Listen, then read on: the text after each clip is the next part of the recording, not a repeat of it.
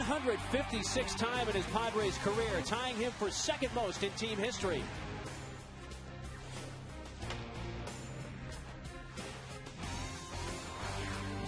David Eckstein was the proverbial table setter last night in the Padres' 9-3 win. Each San Diego rally began with Eck reaching base.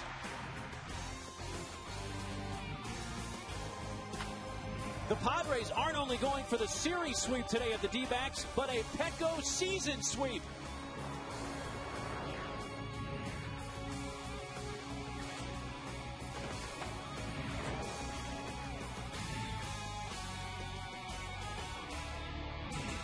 Weekday day baseball, and welcome to Petco Park for a throwback Thursday, and it's the final game of the three-game series between the Arizona Diamondbacks and the San Diego Padres. Welcome in with Mark Neely and Mark Grant for the finale of this series. And Mud, the Padres offense has really been clicking, including using the long ball. Yeah, the long ball has been part of the repertoire of the San Diego Padre offense. Last night, Miguel Tejada connecting for his second home run as a Padre into the bullpen. Oh, it's good. And then from the left side, Adrian Gonzalez connects for his 26th. This has been something really special for the Padres. A stolen base here, an extra base there, but the long ball has been really key in the victories lately. Yeah, the Padres averaging 5.5 runs per game in their last 16 games and have averaged 5+ each of the last week. You know what this really affects? Obviously, the wins come into play, but think of the pitchers. Think if you're a pitcher and you see these numbers. Chances are Buddy Black is going to stay with you longer into the game. And secondly, when you go to the bullpen, if you need to use your other guys, your Gregersons, your Adams, your Bells, you can do that. But Frieri, Mujica, those guys, Stauffer, they're getting more work, which is nice because they can stay sharp that way. Padres going for a sweep of the series and looking for their 7th consecutive home win. Let's take a look at the pitching matchup for today. It's Ian Kennedy, a former Yankee and former USC Trojan. In his first season with the D-backs, he makes his 3rd career start against the Padres, and he has not received a decision in the previous 2. Well, since his last start, Kevin Correa turned 30 years old 2 days ago. Correa lost his last start at Milwaukee, ending his personal 3-game winning streak. Today's pitching matchup is brought to you by Papa John's. Better ingredients, better pizza, Papa John's.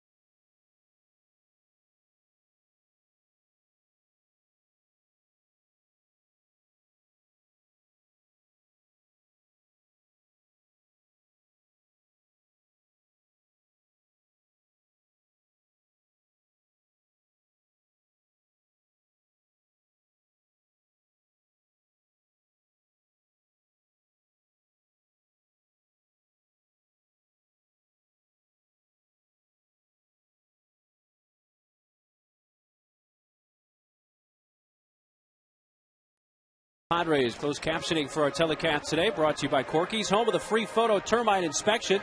See proof of your termite problem with your own eyes. Call Corky's at 1-800-901-1102. Take a look at the D-backs lineup for manager Kurt Gibson this afternoon. Brought to you by Floor Trader. Pay way less for your flooring and take it home today. Now open in Lemon Grove. Stephen Drew, big night last night. He's back at the top of the order. He had his first career multi-homer game last night. Then it's Upton, Johnson, Chris Young batting cleanup, followed by LaRoche, Reynolds, Montero catching, Parra, and Kennedy the pitcher. Love the Mission brown and the canary yellow. I like it. It's a good look. I love the panel on the hats as well. So the 78 uniforms today for the Padres on this Throwback Thursday. And we're underway as Kevin Correa, a first pitch strike. Adrian looking sharp in his retro duds. The 0-1 to Stephen Drew. Falls in for a strike. Our starting pitching profile brought to you by the Mark Condos. Luxurious downtown San Diego condos from the 300s. Go to themarksandiego.com. Well, it's time for Kevin Correa to start another streak. Last time out, he took the loss, 4 1/3. Before that, 3 straight victories for the right-hander. And a little bit of offense today would be nice, not only for the club, obviously, to try to sweep these Diamondbacks, but for Kevin to receive a little bit of love. 5 runs the first game, 9 runs last night. See if the offense can give Kevin Correa a little bit of breathing room. Here's his 1-2 to Drew. Breaking ball got him, and that's the way this one begins. A strikeout of Stephen Drew. Padre defense brought to you by Easy Turf Synthetic Lawns and Putting Greens. The best looking synthetic grass is now more affordable. Call 866 Easy Turf. In the outfield, Venable, Denorfia, and Ludwig. Tejada making his second start at third base, with Headley getting the day off, at least from the starting lineup. And Hairston, Eck, Adrian, and Hundley catching. Here's the right fielder, Justin Upton. Swings at the first pitch, a drive to right. Ryan Ludwig angling in the corner, and it's over his head, off the fence. Gets a good carom. Here comes the throw in. It won't be in time. And Upton doubles with 1 out. Oh, what a great carom. Ryan Ludwig playing a good right field. A couple of angles there you have to be concerned about, so it bounces his way, but the speedy Upton going the opposite way with that double. Now, Kevin Correa made an adjustment against Drew. He struck him out last night with a couple of home runs and a couple extra bases. Number 2 guy tonight, Upton, going the opposite way. And you know what? Because of that lucky bounce right to Ludwig, if that goes anywhere else, he could be standing on third base. Yeah, if that follows the auxiliary scoreboard there, Upton may have picked up his 4th triple instead of his 24th double of the season. Kelly Johnson just off the low outside corner for ball 1. Numbers on the season for Johnson. His career numbers against Kevin Correa, .333 with 3 home runs. Upton at second, 1 out, the 1-0. That's in for a strike. I think the battle cry for today's Padres, wearing the 1978 unis, should be Hum Baby.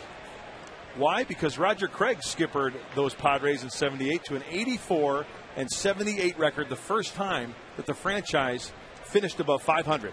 And hosted the All-Star game for the first time. So Hum Baby today here at Petco Park. I saw Hum Baby in the elevator the other day. Roger Craig was taken in a big league ball game. You know, not a whole lot of former pitchers that are managers. Of course, Buddy's the only one in the major leagues today, but Roger Craig among that fraternity, of course. Long look in by Kevin, and his 1-1 pitch coming. Johnson chased that one down to the dirt. Good curveball from KC. Looks like Kevin's got the number 2 working well this afternoon. It's warm down on that field. Probably got a good grip on that baseball. 77-mile-an-hour yacker.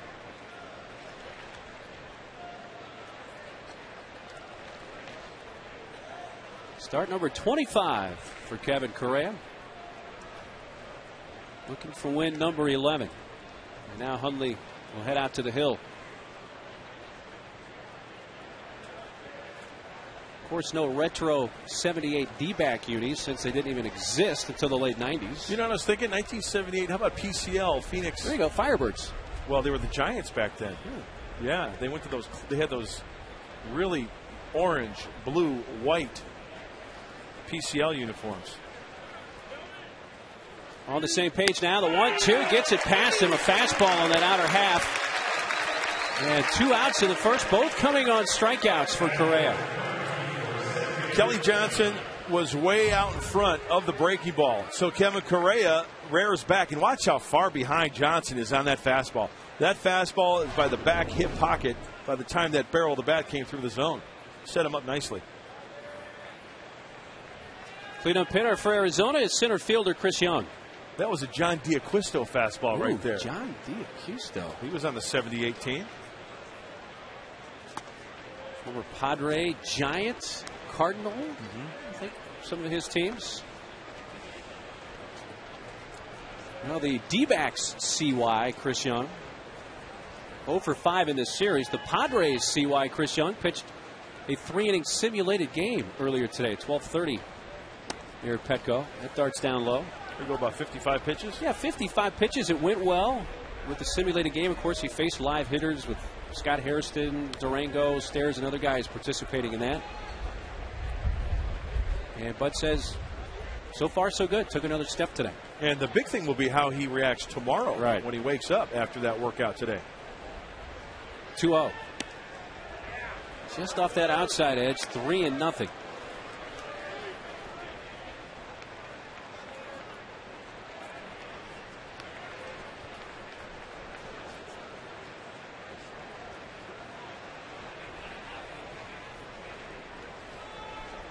See if Young has the green light, 3-0, or if he is taking, and he takes a strike on the outer half. On a Correa fastball, 3-1.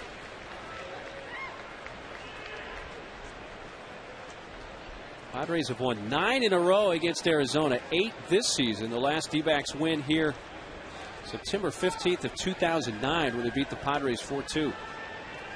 Padres trying to keep them winless in 2010 here at Petco. And that's up the middle. Diving stop off Hairston's glove. It trickles into center. And here comes Upton. He will score. You know, from my vantage point, I know I'm probably wrong, but I looked up to see Upton rounding third base, and it looked like he may have missed third base. Highly unlikely. But this is just out of the, and just to knock it down and try to keep it in front of Jerry Hairston to keep that runner at third base, but it caroms off into shallow center field. And let's take a look. Appeal. Tough to tell from that angle. It's kind of tough. See if we have any better looks. Here's a check on Young, who's the top stolen baseman. I didn't see D-backs. I didn't see the bag move at all. But like I said, it was tough from my vantage point. Not too late now. Yeah. Left-handed hitting first baseman Adam LaRoche. Strike call. LaRoche is 8 RBIs shy of tying Tony Clark for the D-backs single-season RBI record for first baseman. LaRoche with a team-high 79. Clark had 87 back in 05. That is down low. We're going to take another look and watch the bag and see if you see movement on the bag. Wow. If he clipped it, he just got that edge.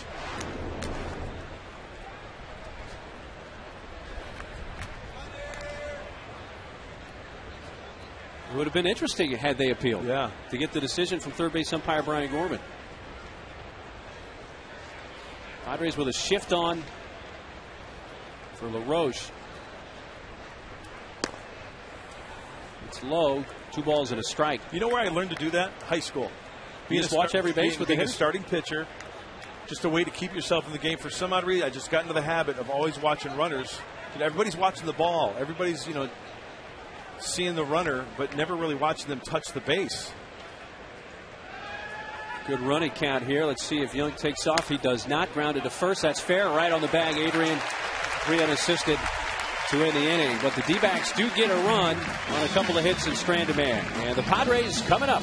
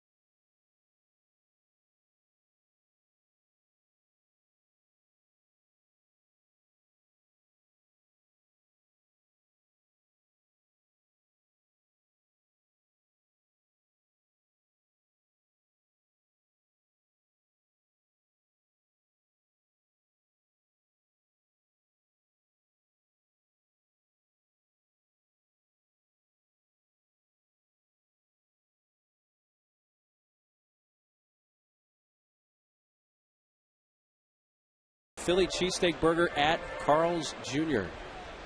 Some of the folks still making their way in through the turnstiles on this Thursday afternoon. Bottom of the first for the Padres. D-back starter Ian Kennedy faces Eck, Tejada, and Adrian. And a first pitch fastball is strike one.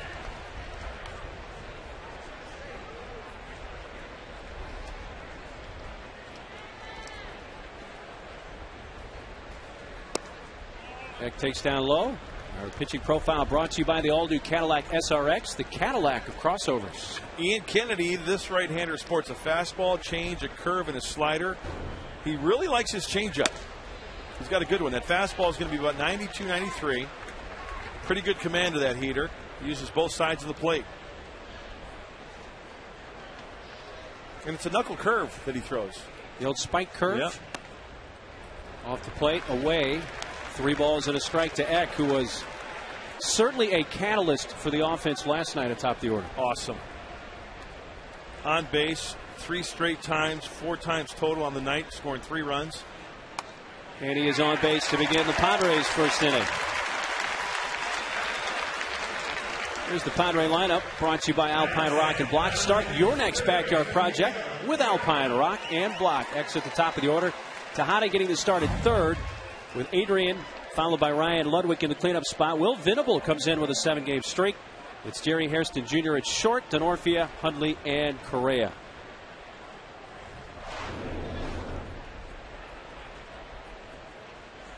Biggie getting his second start as a Padre at third base. And he smoked the ball last night to the Padre bullpen. Oh, yeah. Probably has not hit a ball harder as a Padre. And then he'll flare one down the right field line for a double. Using the whole field. Gives you a good at-bat. Now you can get to Kennedy early. From pitches 1 to 30. And this is how they break it down these days. Hitters are hitting 283 off the right-hander. Pitches 31 to 90, 222. So chances are he's going to throw you a mistake early on in the ball game, and hopefully the Padres can capitalize on that and get on the board, get that run back, or get more than that. Eck, who had his 7th steal of the season last night, a decent lead. Tejada waves and misses. An off-speed pitch, a strikeout for Kennedy. Well, another thing to watch, Ian Kennedy in his last start 6 days ago against Colorado went 5 innings, 3 runs, gave up 10 hits. But it really wasn't the line that was the story. It was he and his catcher, Miguel Montero. Montero said after the game to the media that Kennedy, quote, was terrible.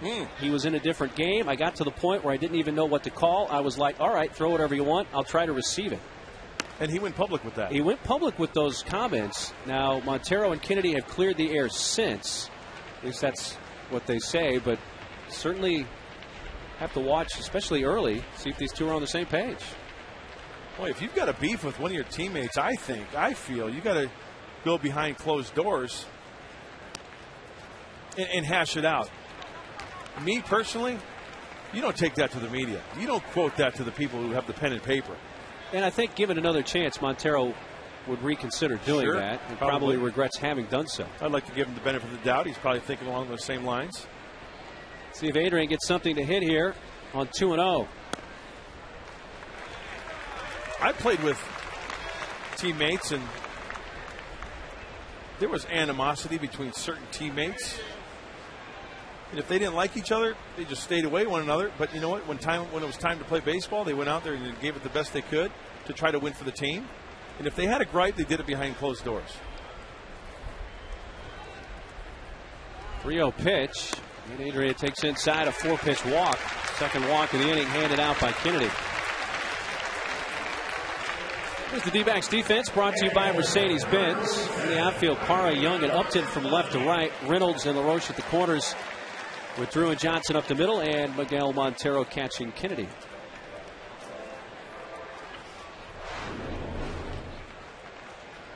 Gibson, the D-backs interim manager. Well, it's going to be an interesting offseason for these Arizona Diamondbacks, huh? All the way around. Have an interim manager, an interim GM. Both jobs could stick for each individual. Jerry DePoto, the interim GM. And after ball one to Ludwig, the conversation on the mound. There they are. You know, it's such a long season. You're with your teammates longer than you are with your family. From spring training to the end of the season, you got to find some way to get along, because if you just let it fester and get worse and worse, it's just going to blow up on you. I am glad to hear that these two guys got together and aired it out and, you know, cleared the air, so to speak. After the conversation, Montero back behind the plate, and the 1-0 to Ryan Ludwig. He lays off and takes down and away. And Bud, I would think a situation like that more likely happens with a team that has a 49-78 record like the D-backs than, say, the Padres, who are 76-49. Right. As they say, winning takes care of everything, right? Montero going to swap out catcher's mitts here. Apparently an issue with the earlier one.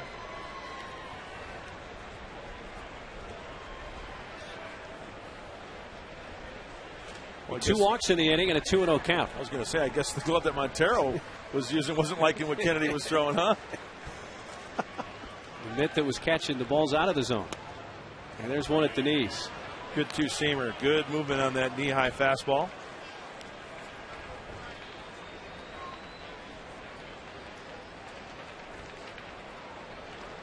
The thing about Kennedy as well, he will throw the changeup to righties as well. A lot of righties just throw it to lefties. Hard stuff, swing and a miss at the 88-mile-per-hour fastball, and it levels the count at 2-2.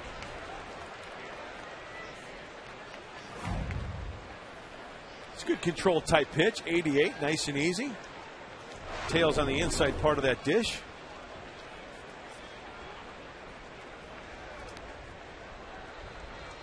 Two on, 1 out, and a 2-2 to the Padre cleanup hitter. Outside and a full count.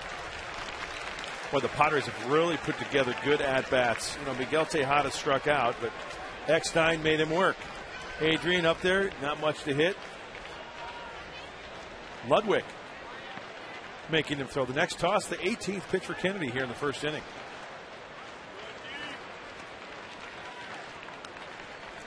Three-two pitch. Ludwig, wave and a miss, and there's that changeup you were talking about to a right-handed hitter. Ryan geared up for something harder and did not get it. And what else did I say? He will throw it at any time.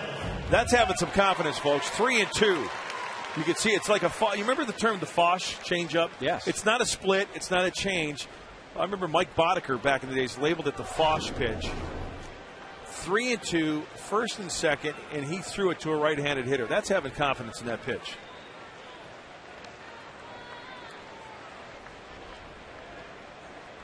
Two on, 2 aboard for left fielder Will Venable.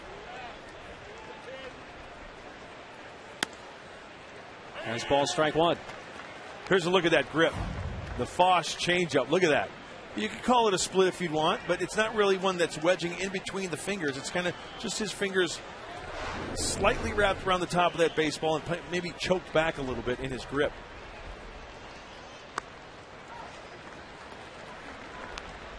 Will not in the lineup last night. Had a home run in the first game of this series on Tuesday against Arizona, number 11 on the season.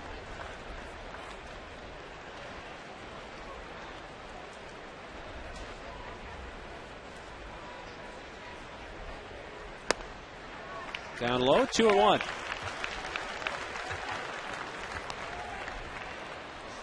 Padres and D-backs playing for the final time here at Petco this year. Of course, a 3-game series in Phoenix awaits the Padres on their next road trip next week.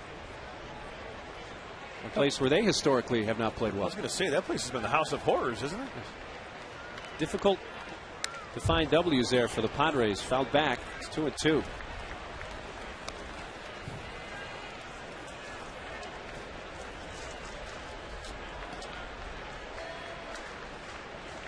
Yeah, the Padres 36-73 all-time at Arizona. That's unbelievable. Not good. 2 on, 2 outs. The 2-2 fastball got him looking. They gave Ludwig a 3-2 change to strike him out. Venable fans, 2 walks, 3 Ks in the first for the D-backs Kennedy.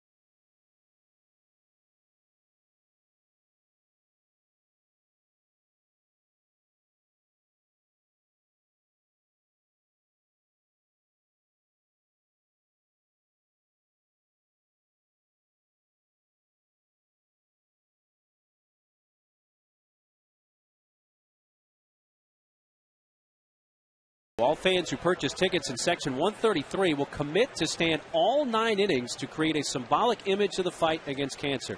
There are 4 San Diego ticket pricing packages available. Visit Padres.com/SU2C to learn how you can stand up to cancer. Mark Reynolds, the third baseman, leads off. First pitch hacking and a wave and a miss. And we're into the top of the second.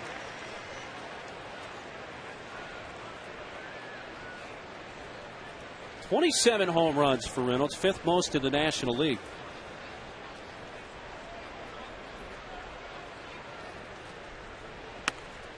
Fastball is outside from Correa at 92. We know that Reynolds can pull the ball with some authority, go to center field. Remember, was it last year when Reynolds hit that opposite field home run? That was off Josh Wilson in the extra inning game. That's right.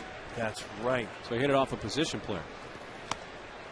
Rip and a miss at the high hard one. And you know what? People might say, oh, well, it's a position player. It doesn't matter. But think about it. Position player like Josh Wilson doesn't throw as hard as a regular pitcher. So this guy is supplying all the power and going the opposite way. That's pretty impressive. Yeah, that was over the auxiliary scoreboard and right. And if memory serves me correct, was in the 18th inning. I think you're right. Fastball up and in. 2-2. That's the game that Eck tied up in the 9th. With a home run off Qualls. Down the left field line. Right, off the Western Melbourne. 2-2 to Mark Reynolds. Got him. His 173rd strikeout. That's for Reynolds, which is the most in the major leagues. For Correa, his 104th of the season. And look at the location of the fastball. One of the things that Kevin will fall into a little streak of wildness to where the fastball will be up and in when he wants it down and away. That was a nice adjustment, pinpointing that fastball to get Reynolds swinging.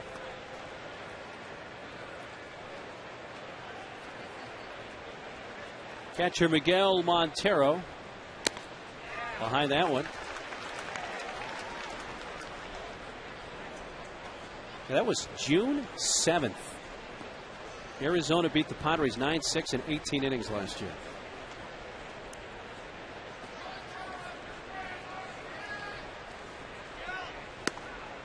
Wave and a miss, 0-2. Oh, Montero really behind the Correa fastball. 90 and 89 for Kevin. Well, if he's behind 2, you bring him a third? If you bring him a third one, hey, bring it in. Off the plate. If you throw a breaking ball, bounce it. Don't throw it for a strike. You don't want to speed up his bat in the strike zone. Fastball fouled back. That's exactly where Nick wanted it. Good to see Hot Rod Hundley behind the plate today, getting a big league start. First start of this series.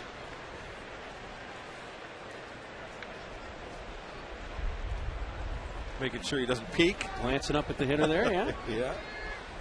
Don't break one of the unwritten rules. Yep. It's an 0-2 pitch. Goes high with the fastball.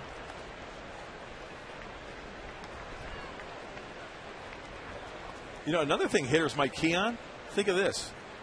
Check out the shadows right now behind home plate. I mean, if you kind of snake eye, you can kind of see where that catcher's shadow is maybe a little bit. Peripherally. Yeah, long shadows. It darts outside. Now the shadow is going behind Montero, but still. You see it, look at the shadows. Saying that the shadow can give away location there. Right, and if you can't see the shadow, maybe you can see a shin guard out of your left eye. If you kind of keep your head forward and kind of just snake eye back a little bit. More guys will try to look, you know, they want to know location. Laid off that one away, and it's gone from 0-2 to 3-2. Correa's next pitch will be his 30th of the day.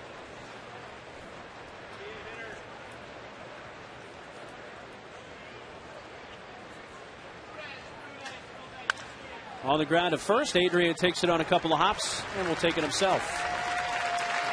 2 down.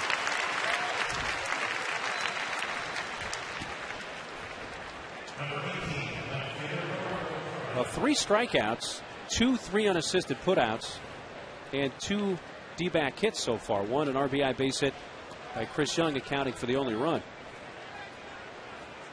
And with the bases empty, here's the left fielder, Gerardo Parra. Okay, I got a 1978 trivia question for you. Who are the 2 oldest guys that pitched on the Padres that year? 78, I'm going to say Gaylord Perry would be 1. Okay. Who's the next one? If you get this, you're good. I would have to really ponder that for a while. Just tell you? Sure. Mickey Lolich. Wow. The human delicatessen. Mickey Lolich. He was 37 that year. Gaylord Perry was 39. Number 1 to Parra. He puts into play at a liner to left, down for a base hit in front of Venable. So the third D-backs hit, a 2-out second inning single.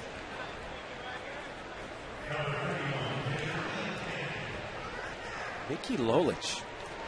You know, in the 68 series, everybody focused on Denny McClain because he'd won 30 games, but it was Lolich that really won that series for the Tigers.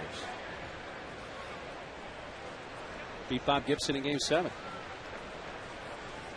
2-out chance for the pitcher, Ian Kennedy.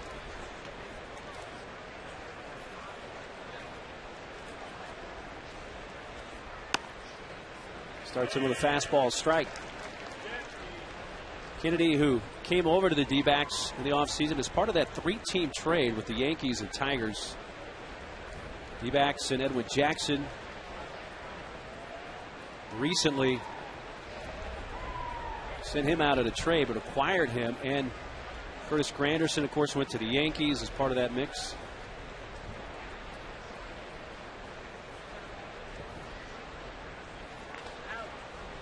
D-backs gave up Max Scherzer as part of that deal.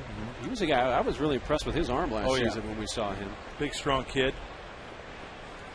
You know, Kennedy, as you mentioned, drafted in 2006, 21st pick overall. So the Yankees, I mean, that's given up quite a talent in that trade. Yeah, he missed the majority of last season with an aneurysm near his right shoulder.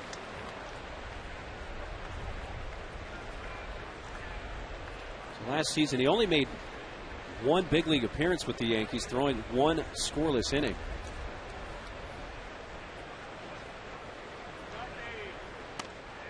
You know, the Yankees, when they talked about their top pitching prospects, it was always Phillip Hughes and this guy, Ian Kennedy.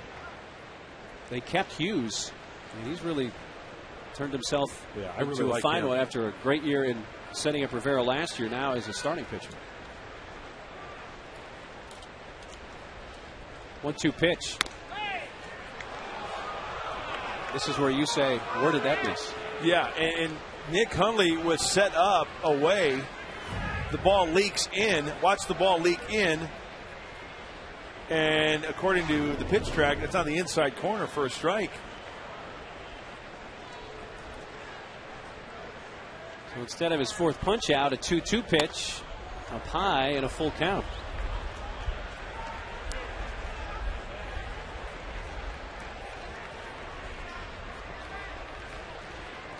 That will allow Parra to get a running start from first.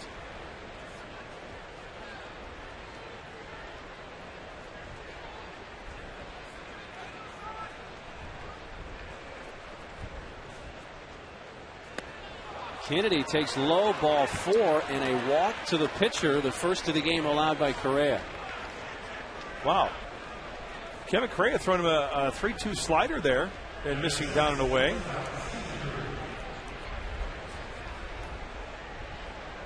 Okay, now he's got some work to do with that runner in scoring position.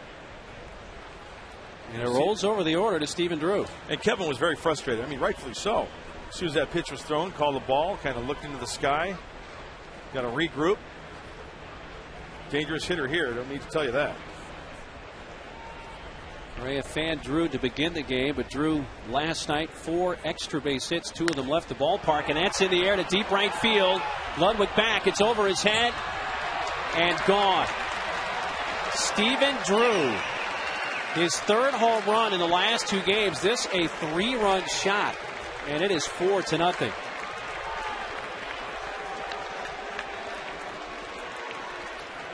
RBIs 44, 45, and 46 for the D-backs shortstop.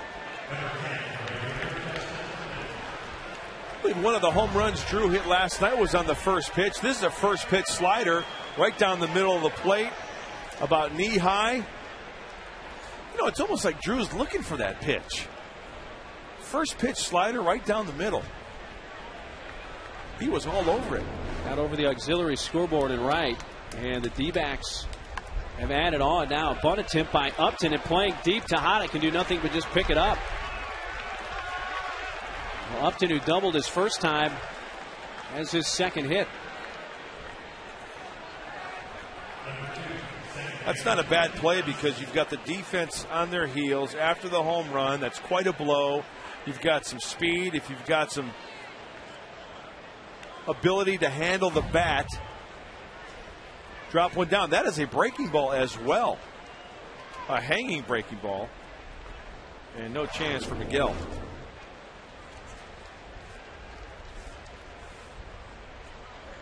Well, Correa retired the first 2 in this inning. But Parra kept it alive with a base hit, and Kennedy walked on a 3-2 pitch. The pitcher drew with a 3-run homer. Upton on for Kelly Johnson, and Correa nearly threw that one away.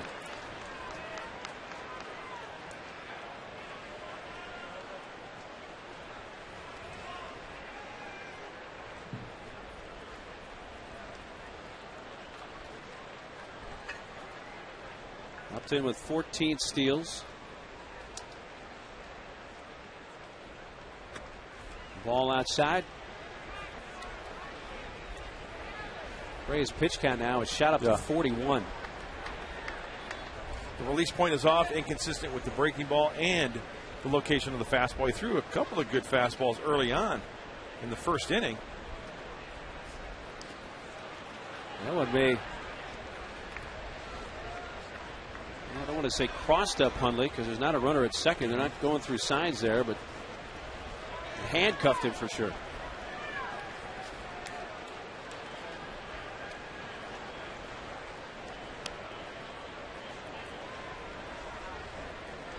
This next pitch from Correa will be his 25th of the inning.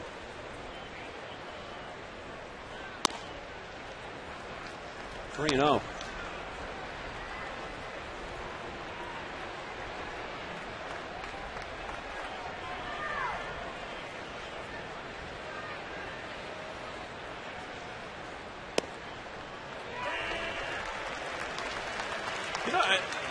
I'm just trying to look at everything here.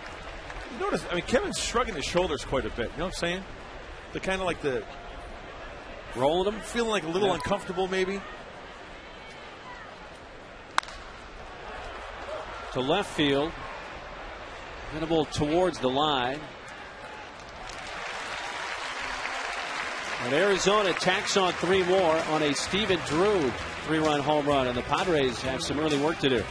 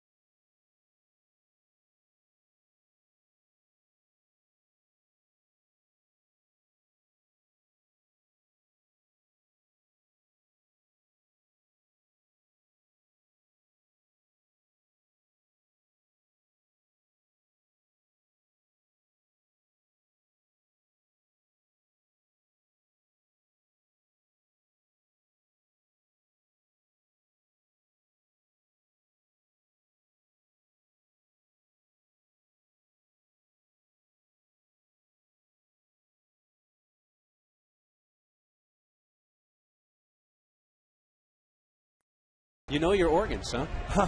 Believe it. Into the bottom of the second, and Jerry Hairston leads off. Strike call from Ian Kennedy. Jerry followed by Denorfia and Hundley, the 6, 7, and 8 batters of the Padres' second. Okay, it's time to play some catch-up baseball, right? Start cutting into it. Hey, we've seen it all year long to where this Padre team, regardless if it's a deficit, if it's a lead, they put together good at-bats. They have to keep the same mindset, and I'm sure Randy Reddy preaches that to the hitters day in and day out. Holding up, but a strike call to Jerry. 1 ball, 2 strikes. There's Spike.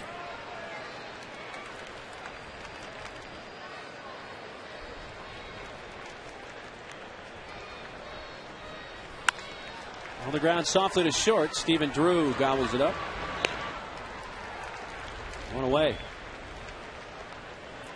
High Definition is brought to you by Irving Hughes. Life is a lease. Negotiate well. Good looking shot. Oh, yeah. Through downtown towards Point Loma. What a beautiful day, huh? Great.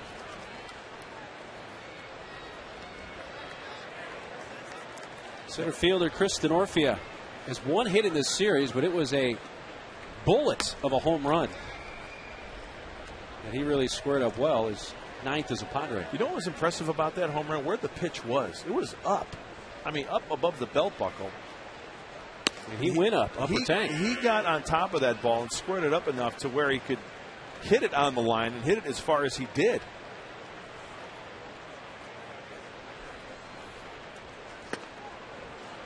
Off-speed pitch. Here's that home run a couple of nights ago. I mean, that pitch is up and in around the letters. And it got out of here in a hurry off Rodrigo Lopez. Second tank in left field.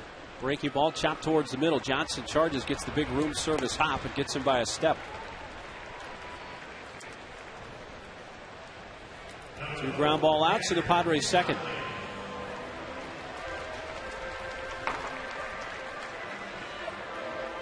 Ian Kennedy, born in Huntington Beach. As we mentioned earlier, played his college ball at USC. Coached at USC from 04 to 06.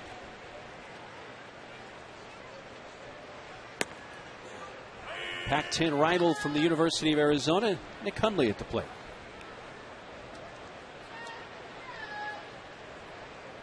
Wildcats. That darts down and in on another changeup. Boy, Kennedy. He likes that, doesn't he? He does. He's got it going today. And I'm sure the rest of the hitters, we saw that. 3-2, first and second to Ryan Ludwig. So what is everybody else in the dugout thinking? Hey, I got to be heads up for that changeup anytime.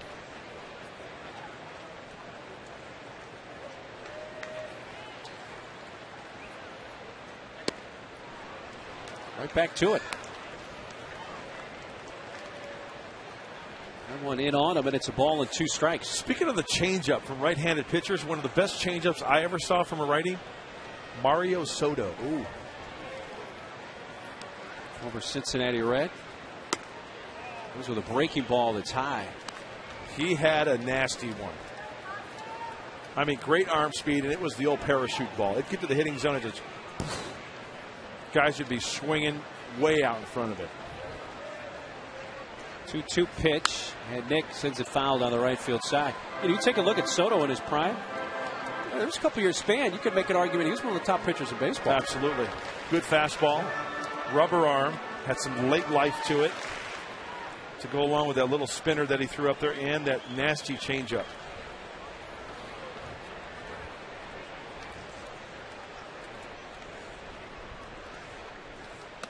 Way upstairs. Oh, that curveball. Yeah, that shadow has completely overtaken the plate area now. So the pitcher's in the daylight. Hitter right now in that shadow. 3-2. Nick spoils another one.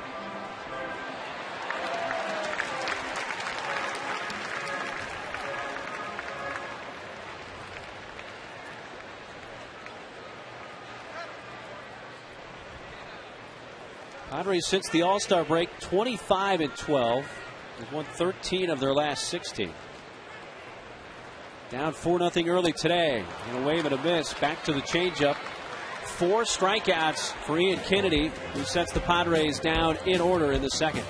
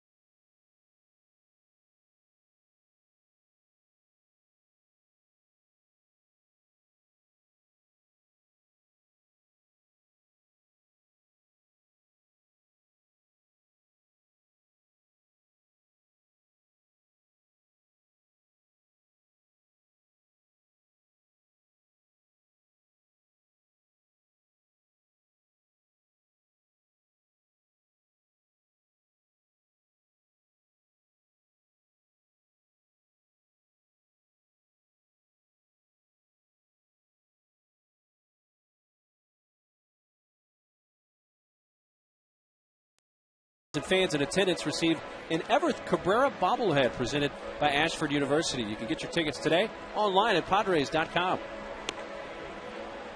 Got Everth running, which is appropriate.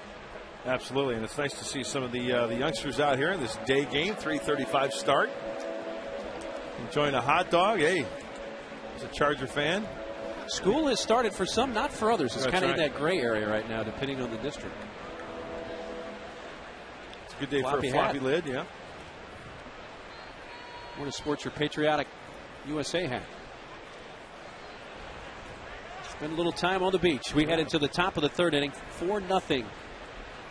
Arizona 3 on a Stephen Drew home run, and Chris Young leading off. Takes ball 1. Young with an RBI single in the first opened up the scoring.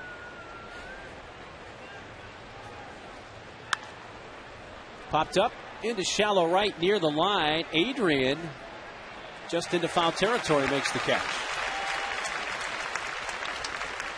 Adrian had a ways to go to get that. He's got the traditional sunglasses. No flip downs for Adrian. You can see the way the sun is positioned. He's got the long shadow going a little bit towards that Arizona Diamondback bullpen. Can you even buy flip downs like that anymore? If you Sure went to you the can. sporting goods, they still make I them? think you can, yeah. Probably don't have them as in high a quantity as they did back in your day, when that's what all they were. Hey, I remember seeing guys watching TV as a kid, and you saw the guys with the flip downs, and you said to yourself, how cool would that be to have one? Mark Belanger with the eye Oh, black yeah. and the flip downs. Breaking ball down low to Adam LaRoche. LaRoche grounded out to first in the first inning and is 0 for 1.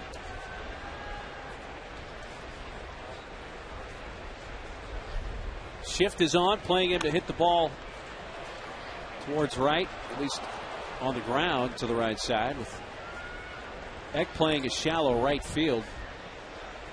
Hairston, the shortstop, pulled over on the first base side of the infield as well.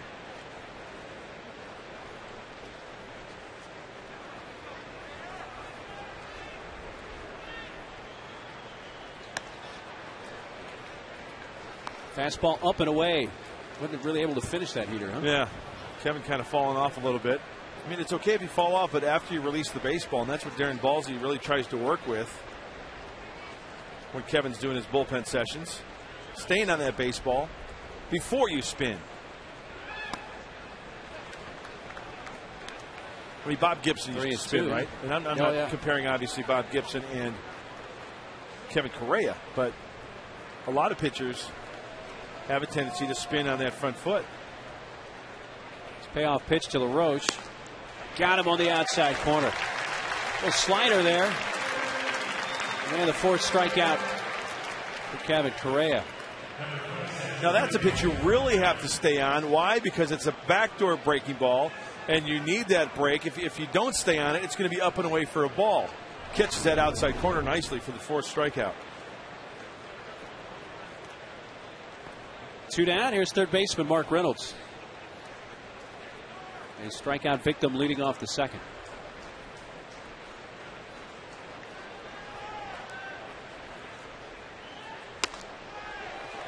Doesn't get cheated with his hack. I was just going to say, he likes to swing it, doesn't he?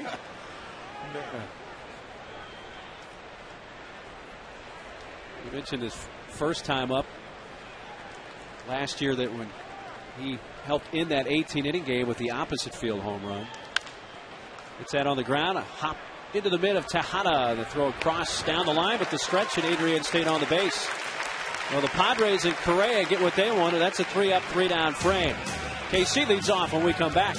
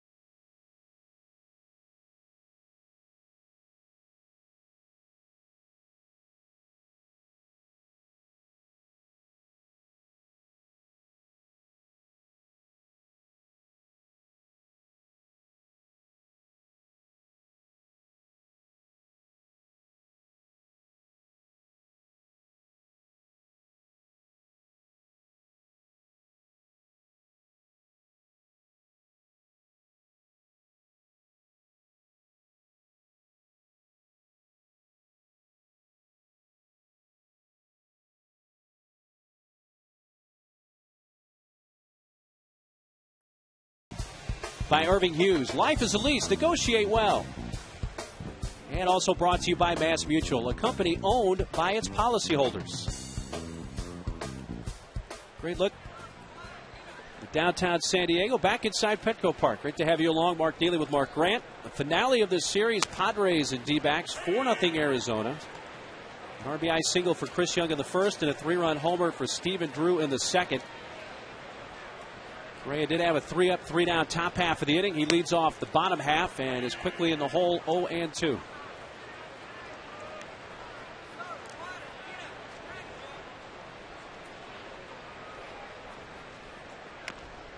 Staying alive. Lee and Kennedy walked 2 of the first 3 hitters, but since then has set down 5 in a row, striking out 3. Got to kind of mess up that rhythm. He's gotten in a groove here. And he's gotten in a groove with that changeup that he's throwing. That Fosh pitch. Stays hard away with the fastball to Correa. I would have to say that's his best pitch. Changeup today? Yeah. In the air down the right field line, but that's going to find the seats. But also, I think, Mark, in his repertoire, that's his best pitch. I mean, the located fastball, I think, is the best pitch for any pitcher. But as far as a secondary pitch, that slider's a good one for the right-hander.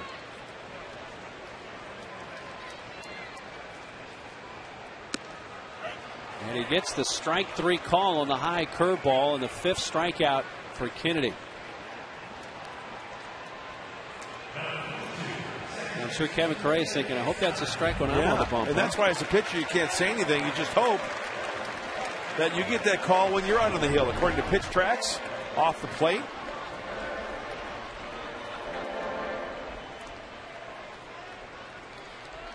Heck, it'll take a little bit extra time to have Kevin Correa go back to the dugout and kind of get settled in.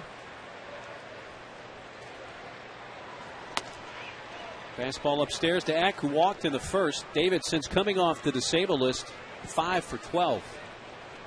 In a 3-hit game last night.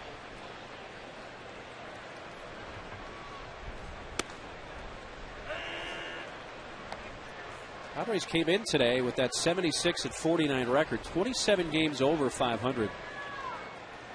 Only once prior has that been accomplished by a Padre team to be that far over 500 at any point of the season, and that was by the '98 club. So a totally different club back in '98. Just goes to show you don't need one certain type of ball club to win.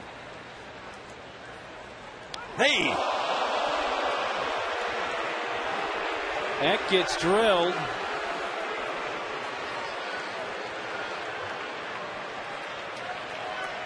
That was up around the face. That was coming that direction. I think it got him in that left shoulder area. Yeah, he protected himself very well on that. Turning away from it and taking it in the shoulder. If you're going to take a fastball up and in, that is the exact way to do it. That looked like it was going right for the face.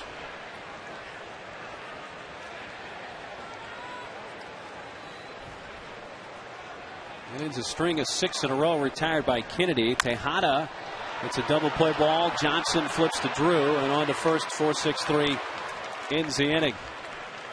D-backs turn their 115th double play and it ends the Padre third.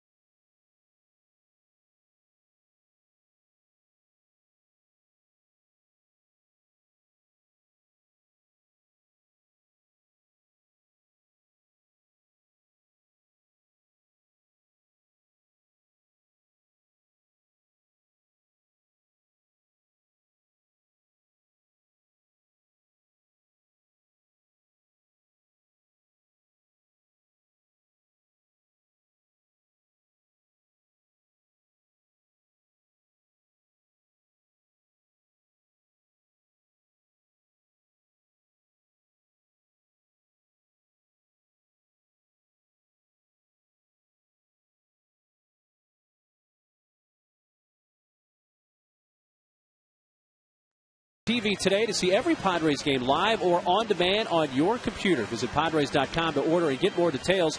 MLB.tv. Baseball everywhere. Counted 3 flags there on the Dell. Yeah. See a lot of them downtown as well. Yes, huh? on top of the buildings. How about the fans enjoying a little My Sharona from the Knack, which was one of the hot bands back in 1978. The lead singer, unfortunately, passed away not long ago.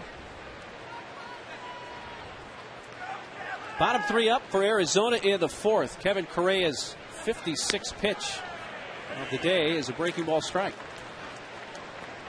Well, if the changeup has been Ian Kennedy's best pitch, has the curveball been Correa's best pitch? Early on, he was throwing some good curveballs. The one bad pitch this afternoon was that first pitch slider to Stephen Drew. It was either a slider or a cutter that he jumped all over and hit it out of here for a 3-run shot.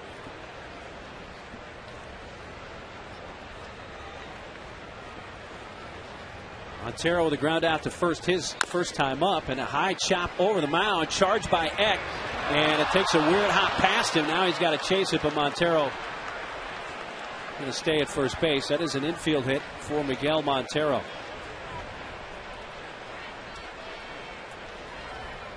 Ball took a right turn on Eck there at the end. It's always that second hop, right? Off the bat, off of home plate, so it gets that spin and then like a super ball. And once again, somebody's always backing up. Looked like Tejada was going over there. Who eventually got to that baseball? I think it was Tejada. But Montero was just sprinting down the line, no intention of going to second base. Gerardo Parra, strike on the outside edge. Never could keep a Super Bowl. He bounced it a couple times. It was over the garage, over the house. In the gutter. Never found it again. Yeah.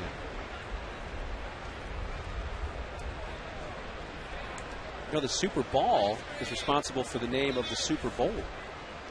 Really? Lamar Hunt's kids were playing with a Super Bowl, and he kind of hijacked the nickname. Liner off the glove of Hairston and into left center field. Montero down to second. Parra has his second hit, and the first 2 are on in the Arizona 4th.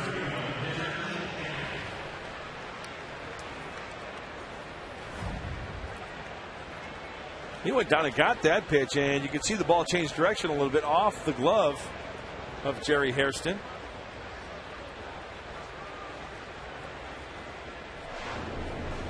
So back-to-back hits from the 7 and 8 spots in the order. So a bunting situation with the pitcher Kennedy coming up, and Nick with a quick word with Kevin.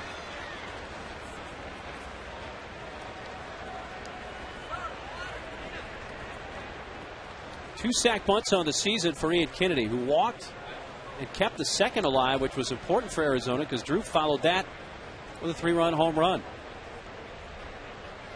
Oh, he turns it, pulls it back, swings away, and they get the lead runner at third. Nice. The real play on. Jerry Hairston, the shortstop, covering third, and Tejada. Well, wasn't a bunt, but kind of a swinging bunt from Kennedy after he pulled back, and they get the lead man for the first out. The old Butcher Boy, the old Baltimore chop. And because it's a force play at third base, crashing, spin, and throw, nicely done to get the lead runner. And Tejada's like, okay, nice. We got the lead runner.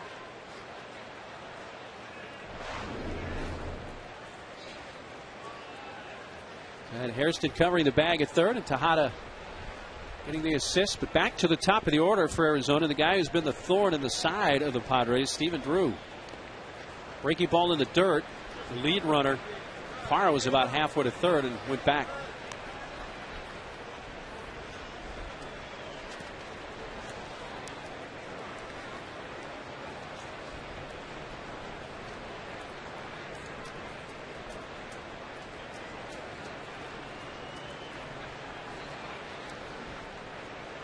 Is 1-0 to Drew. Breaking ball strike. Drew homered in the second. This was with 2 on, 2 outs. First pitch hacking. Looked like a slider right down the middle. It almost looked like Stephen Drew was looking for it. 2 home runs last night and a 3-run shot this afternoon. He requests time from plate umpire Ted Barrett.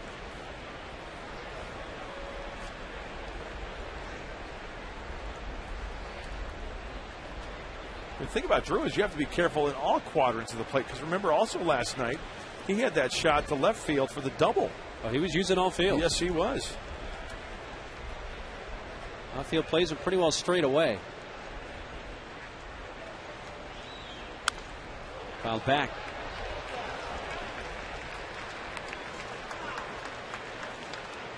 Stephen Drew, now 27 years old.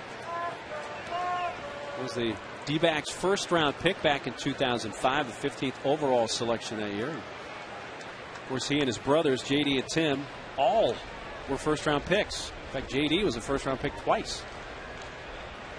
For the Phillies and then the Cardinals. Drive to center field. Denorfia backing up, and it's over his head and bounces over the fence. It'll be a double for Drew. A run will score, and it's 5-0. And Stephen Drew continues to be a thorn in the Padres' side. This guy's unbelievable. That's an upper body type swing out front. He goes out and gets it, and the ball traveling really well. And I'll be quite honest with you, I did not see Chris Denorfia's first move with the ball off the bat. Because of the swing and the pitch, might Denorfia have been fooled a little bit there. And it wasn't going to travel that far. 4 RBIs for Drew today. Now the Padres bring the infield in with Upton up.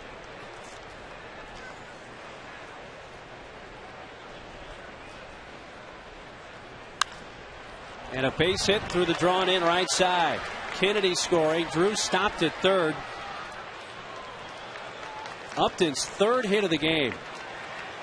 And it is 6-0. It's going to bring out Darren Balsley.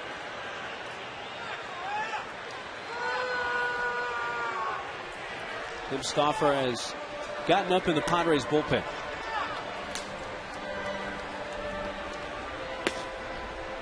Well, a lot of times when pitchers have control problems, it's the walks. Right, well, Kevin Correa this afternoon, only 1 walk, and that was a huge walk to pitcher Ian Kennedy in that second inning, then the 3-run shot. So Kevin kind of wild in the strike zone this afternoon. And the Diamondbacks taking some good hacks.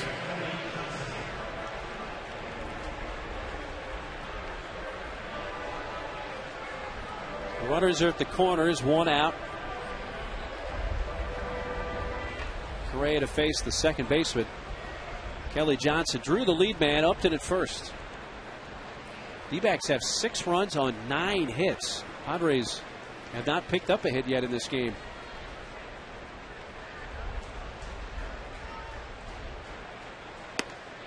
Inside to Johnson. Johnson struck out in the first and in the second, fly to left.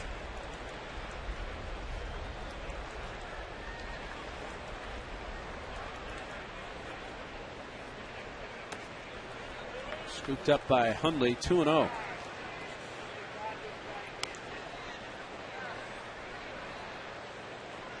One in the first, 3 in the second, and now 2 here so far in the fourth for Arizona.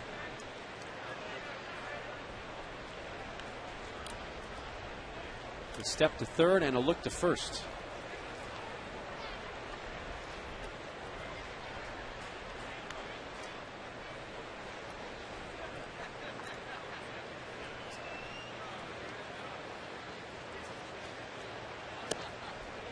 Down and away, 3-0, and you have the cleanup hitter waiting on deck, Chris Young.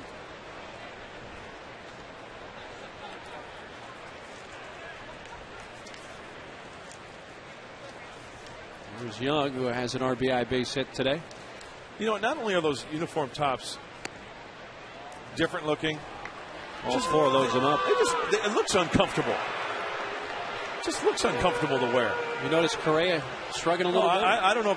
I'm not saying that's the case, but You know, baseball players are used to wearing their everyday uniform. They get used to it. They get broken in a certain way. Well, this would be Correa's second shortest outing of the season. He went an inning and 2/3 at Philadelphia back on June 6th. Did not receive a decision in that game, so maybe that's a good omen. He comes out here in the 4th. This pitching change is brought to you by the Mark Condos, luxurious downtown San Diego condos from the 300s. Go to themarksandiego.com. It'll be Tim Stauffer coming in for San Diego.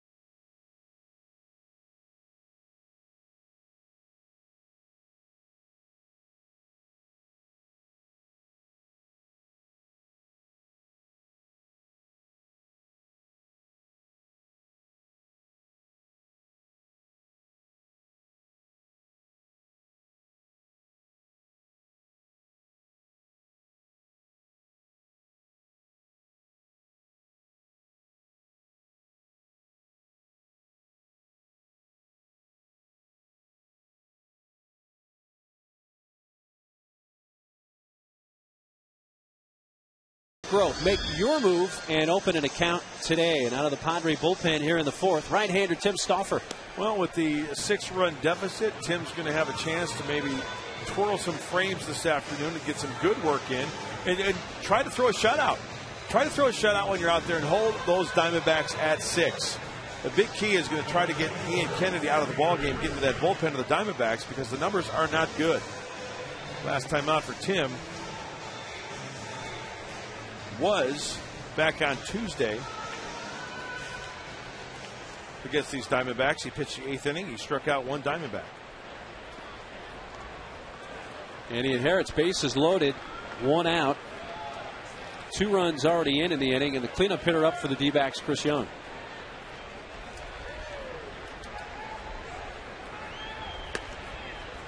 First pitch strike at 92 on the fastball. A good movement on that 2-seamer. Young began the scoring with an RBI single in the 1st. In the 3rd, he fouled out to Adrian. Just a hair low, a ball and a strike.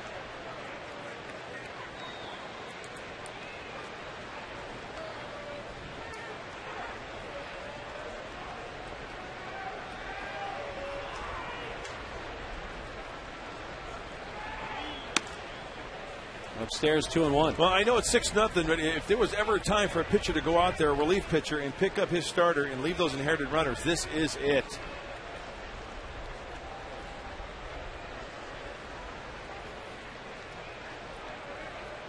Stops 2-1 to Young. Driven to the alley in left center field, and that's big trouble. All the way to the 401 mark, and it may clear the bases. Drew Upton in. Here comes Johnson. It is a 3-run double for Chris Young. And the Diamondbacks pouring it on right now, leading 9-0.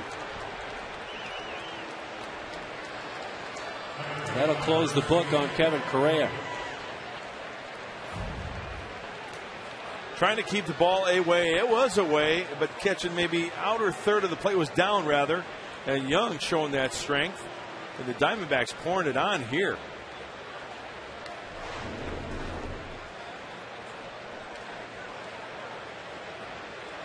So 3 1/3 for Correa. 9 runs allowed on 9 hits. Strike 1 on the outside edge to Adam LaRoche. The 9 runs allowed by Correa ties a career high. He gave up 9 back on April 30th of 2004 against Florida when he was a member of the Giants. That's the most Correa has allowed as a Padre.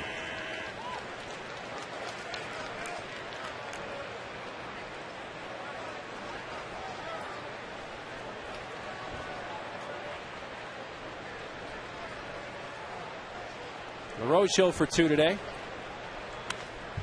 Fouls it back.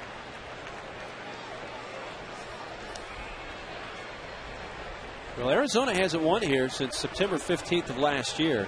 They've lost 9 in a row, all 8 this season at Petco Park. And for the Padres to extend that, they're going to have to rally big here.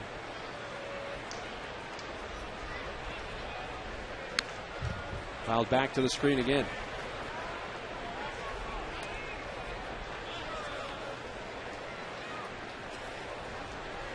That's the great thing about baseball. You take one of the worst teams, right?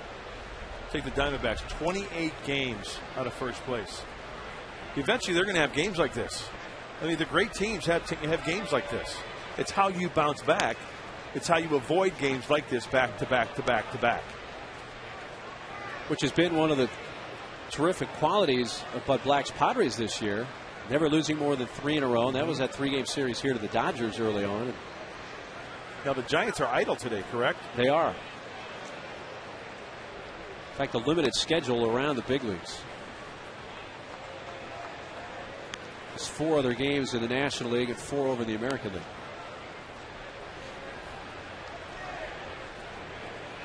And this is why it's so hard when you're, I mean, any level,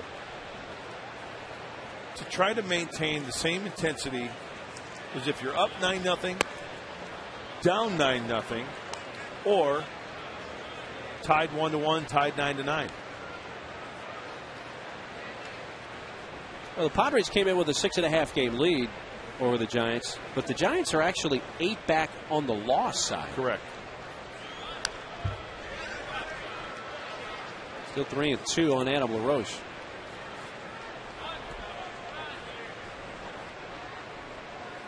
Giants came back big in yesterday's game, but then lost in extra innings. The Rockies came back big and did win. Rockies are now won 4 in a row, but still 10.5 out. Got him to chase one down in the dirt, and a strikeout of LaRoche when the change is the second out.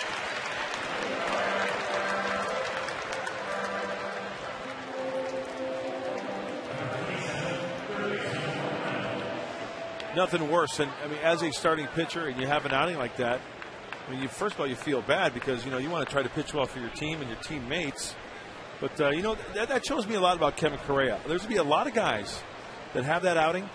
That are in the shower right now. What do they do? They go to the clubhouse. They're, you know, they're sulking or whatever. They're, you know, throwing stuff. And that's fine and dandy if you do that right after you get taken out and you vent. But Kevin Correa is sitting there on the bench waiting for the inning to be completed. That's the right thing to do. And there's another mark about how this Padres team goes about their business. Right. Breaking ball popped up. Here comes Tejada into foul territory near the coach's box to squeeze it to end the inning. But the D-backs send 9 men to the plate and add 5 more runs and lead at 9-0 after 3.5.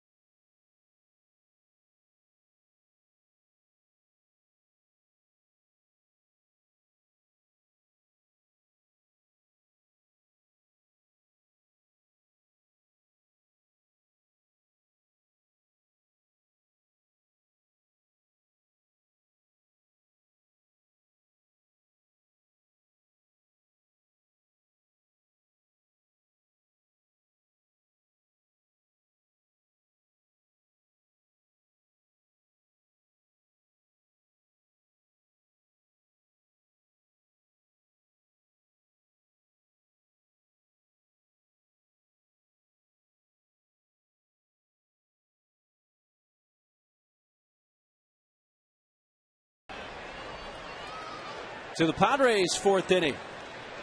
3, 4, and 5 hitters up, and Adrian Gonzalez leading off.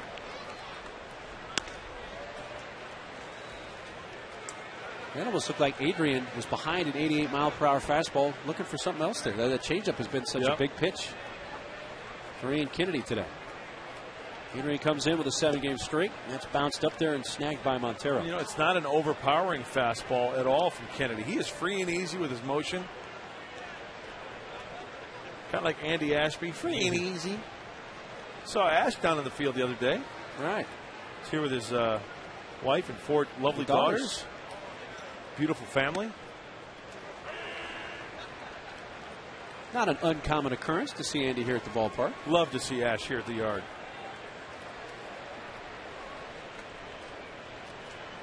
Adrian behind in the count, a ball and 2 strikes.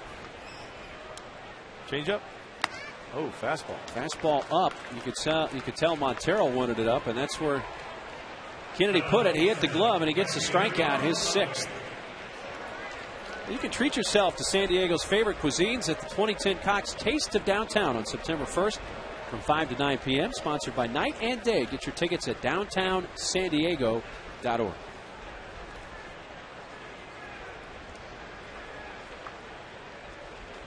Ludwig struck out swinging on a 3-2 changeup his first time. Gets the fastball the first pitch here and fouls it back.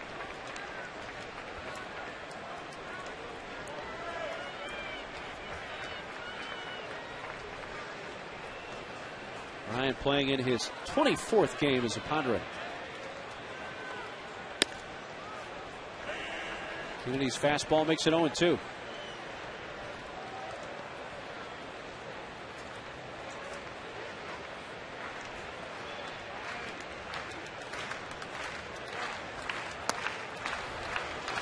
Back to that changeup, though. Back-to-back strikeouts. 7 now today for Kennedy as he gets Ludwig. Hey, we've got a special friend here today, Mark Neely. That's Jill McClure, big-time Padre fan. She's got her shillelagh there in the backpack. Oh, yeah. We gave her shillelagh today. She didn't bring her glove to the ballpark. I said, Jill, you're in prime foul ball territory. You need a glove. So we gave her a glove. It's hit sharply by Venable to the right center alley. Young does cut it off and will hold him to a 2-out single.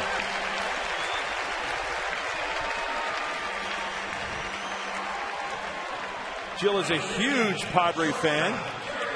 Loves her Friars. And she's enjoying a big league ball game. And Will Venable with 2 out singles. And Jill's all fired up. Oh, yes. Yeah. Happy birthday, Jill. Yeah, happy birthday, Jill. Well, there's the first Padre hit. It comes with 2 outs in the 4th. Jerry Hairston Jr., the shortstop, looking to extend the Padre inning.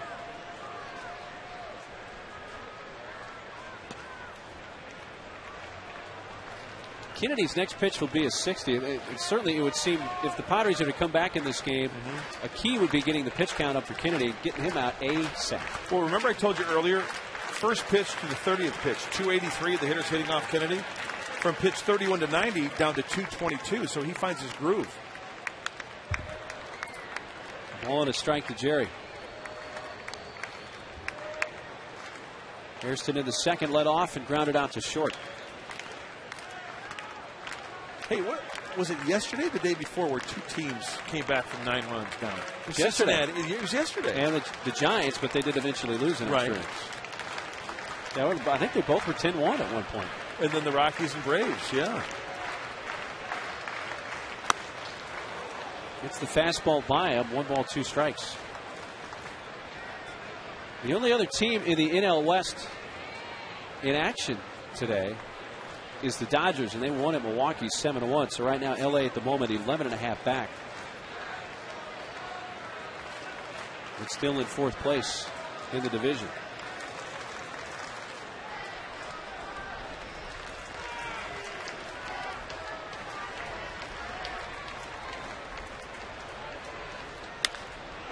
Jerry sends it to left center field, and Parra ranging over. Parra makes the catch to retire the side. Padres do get their first hit on a Venable 2-out single, but he's left, and San Diego has stranded 3 today.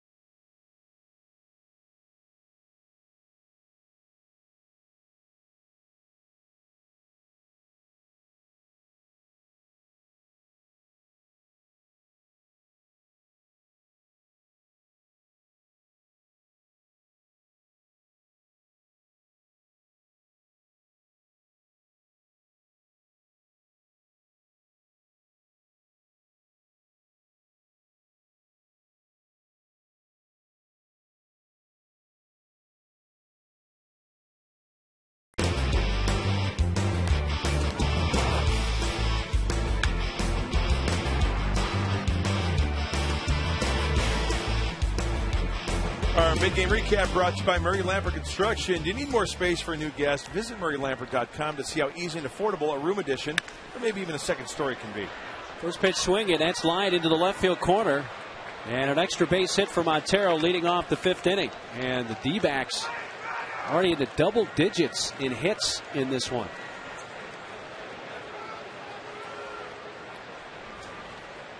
Montero with his 13th two-base hit of the season. In the bottom of the order, Montero 2 hits, Parra 2 hits, Parra 2 runs scored, and Kennedy, the pitcher, 2 runs scored. He has been on base twice, Kennedy. He waits on deck. Wow.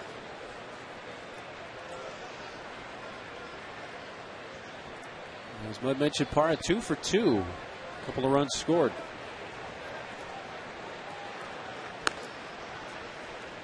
Outside from Stauffer. Tim came on to get the last 2 outs of the 4th. So beginning his first inning. 9 runs, 11 hits for Arizona. And a wave and a miss at a fastball. Houston beat the Phillies today 5-1. So the Phillies, right? Yeah, the Phillies have lost 4 in a row. And of course, they're going to be here tomorrow night with that great matchup, Roy Oswald against Matt Latos, right here on Channel 4. Is that a good or a bad thing to get a team that's we know as talented as the Phillies coming in and having lost 4 in a row? Well, you know that a team like the Phillies can break out of it just as quickly as they got into it, don't you think? Absolutely. I got to admit, the Phillies still scare me. They always scare me. It's driven to center field. And Denorfia, that's over his head and off the very top of the fence. Montero will try to score. Here comes the relay from Harrison. Now he's hung up. They got a runner between second and third chasing Montero back. He's out. Now they got the other runner hung up and tagged out is Parra. So a ball that came within a foot or so of leaving the ballpark turns into a very bizarre double play. Just when you think you've seen it all, you get proven wrong. The Diamondbacks are a couple of feet from taking an 11-0 lead. Look at that. Denorfia, Karam, the throw. Now Montero blows a stop sign. Joel Youngblood had the stop sign up. And as you mentioned, Mark Neely, there's 1 out. And Nick Hundley to Eckstein for the double play. Now Kennedy, a fly ball to right. Ludwig cast a retreat, but he's there to make the catch.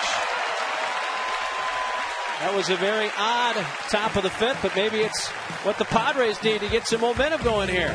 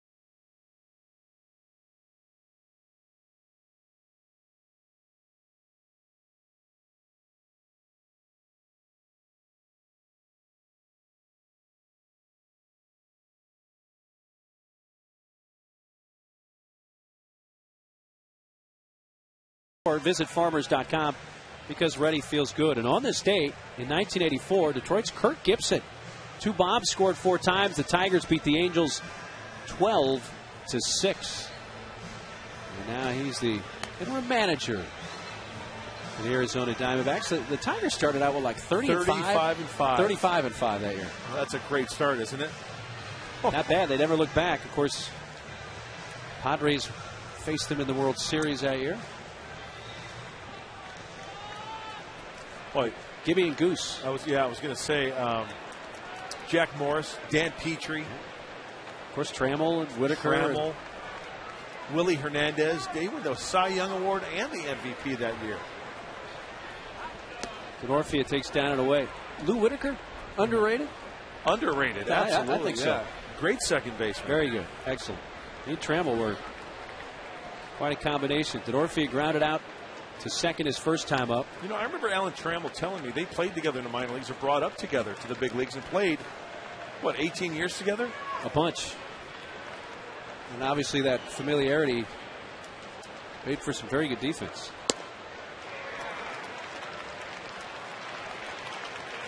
Three 3-0.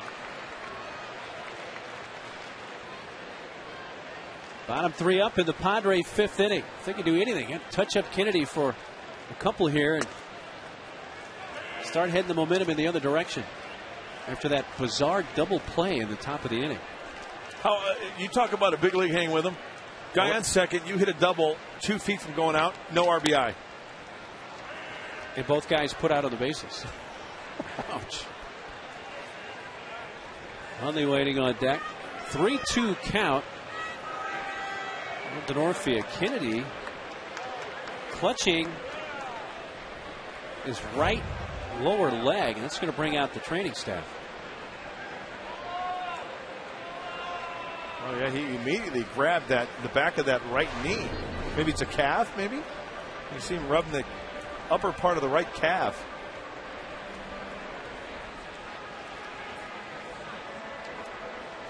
You're going to let him throw a pitch or two at least to see if he can continue here. See how he pushes off.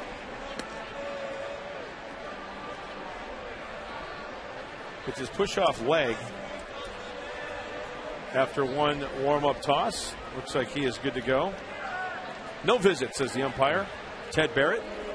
Well, Stottlemyre Jr., the pitching coach, came out.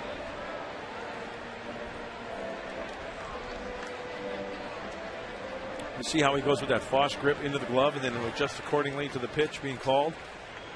Have to always start with that grip? Yeah, he's wedging it in between his middle finger and his ring finger, it looks like. There it is. My goodness. 8 strikeout.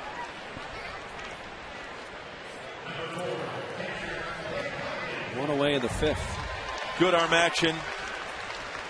Free and easy motion. And you see the ball out of the grip there, the grip out of the glove on the baseball. And that diving action down and in. As I mentioned earlier, he'll throw it to righties as much as he will to lefties. He's got that working today. A little bit low to Nick Hundley.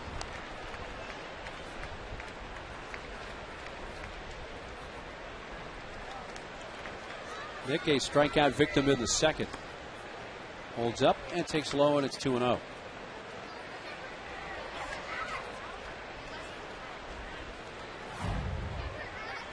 Let's peek into the glove. Yeah, that's. Hey, guys will swing at that pitch as well. Driven to center field. Young in right center on the track makes the catch. Hundley hit it towards one of the deepest parts of the ballpark. Loud but long second out of the inning.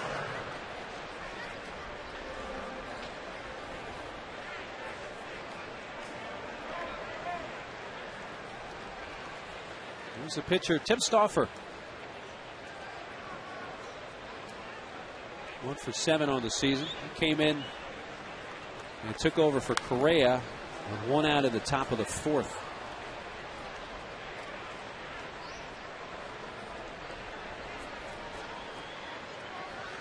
Bud Black has talked about what's going to happen in September as far as giving some rest to the 5 guys in the rotation.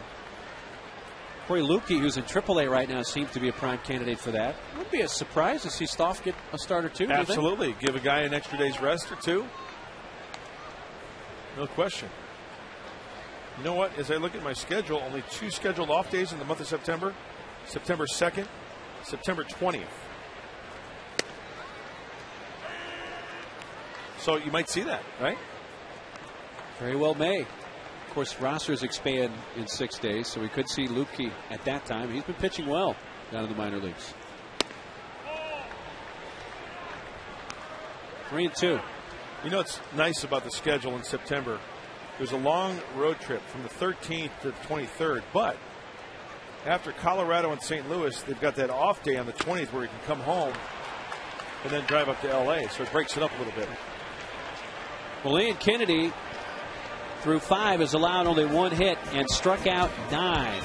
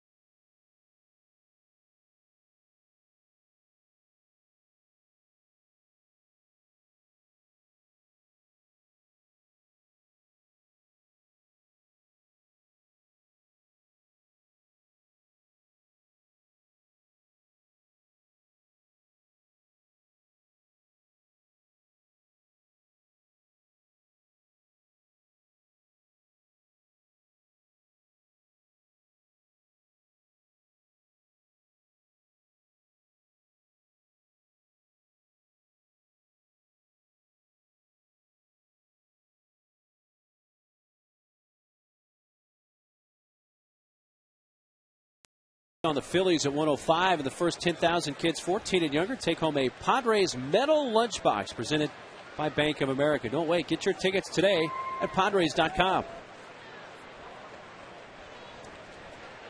Love the old school lunchbox. Yeah, we were looking at that yesterday, and it is old school, and it's well, I would nice product, nice item. I would know what that was like because we brown bagged it at our house. We didn't have enough money to. I thought you were going to say you always bought your lunch. Like you no. That was a treat. If we were given money to buy lunch at school, living high off the hog. Headley takes over at third base, batting in the 6th spot. And Tejada moves over from third to short, so Chase into the game now.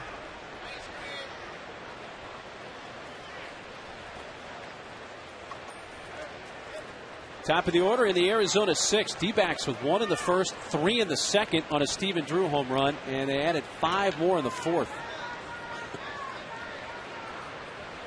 All the runs charged to the starter Correa. Stauffer did allow 3 inherited runners to score after coming in.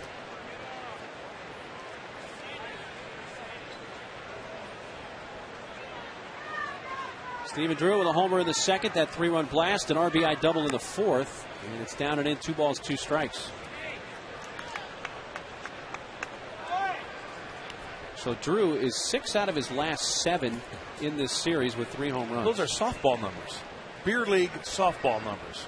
He's locked in right now. Yes, he is.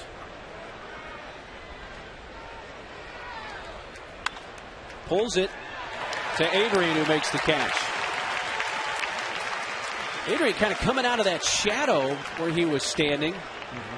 That ball got on him in a hurry, but made the grab. As you said there, motion looked like it had a little sink to it. Yeah, lurking in the shadows at first base. It's a breaking ball that Drew turns on, and just on the edge of the shadow, and grabs it. There's a Gold Glover for you.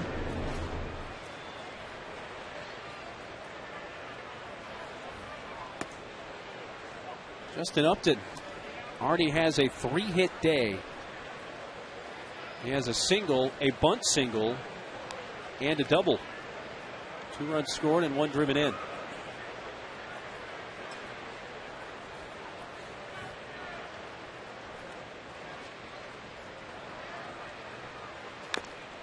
He jams him, and it's fouled off the foot. That's the leg. Call a tow truck on that one.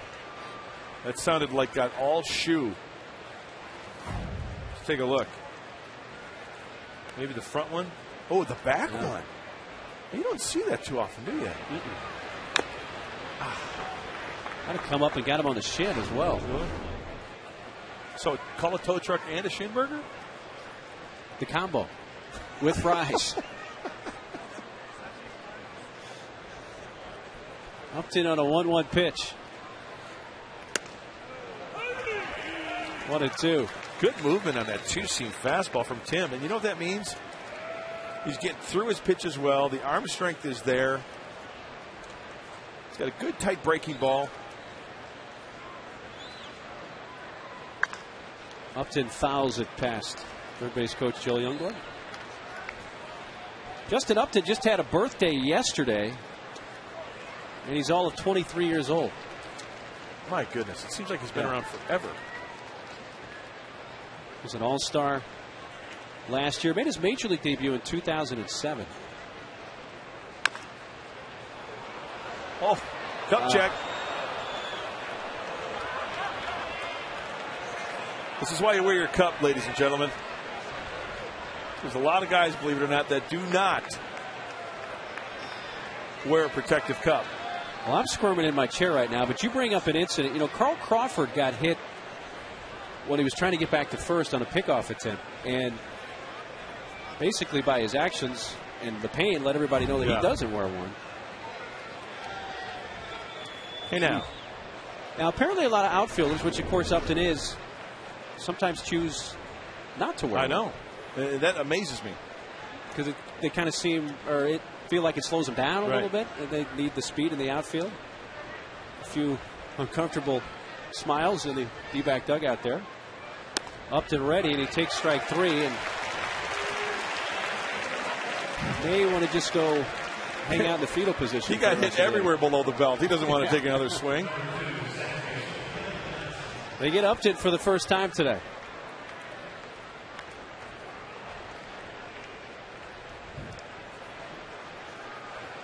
Two away for second baseman Kelly Johnson.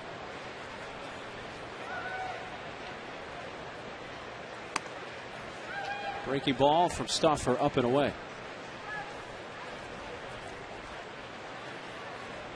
Johnson walked and scored in the 5-run D-backs fourth.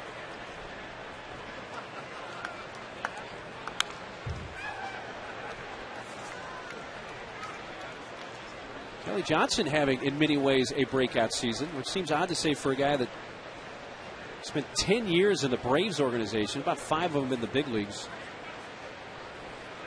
And has already surpassed his career high for home runs. He's hit 19 this year. 16 had been his previous high back in 07 with Atlanta. Turns out of the way of one near the high inside corner.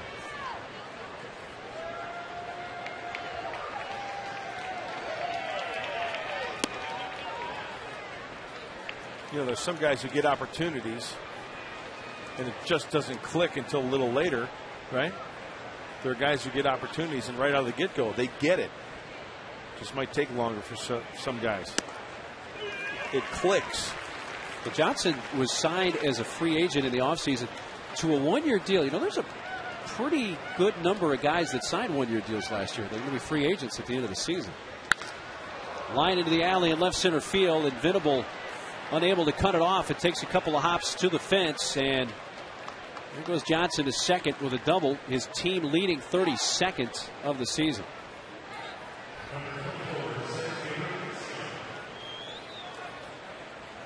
That's a Baker's dozen, 13 hits for Arizona, and a good number of them have gone for extra bases.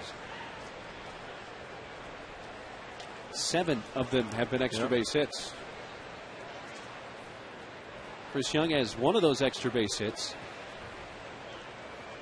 A base clearing double his last time up which greeted Stauffer after Tim had come out of the Padre bullpen.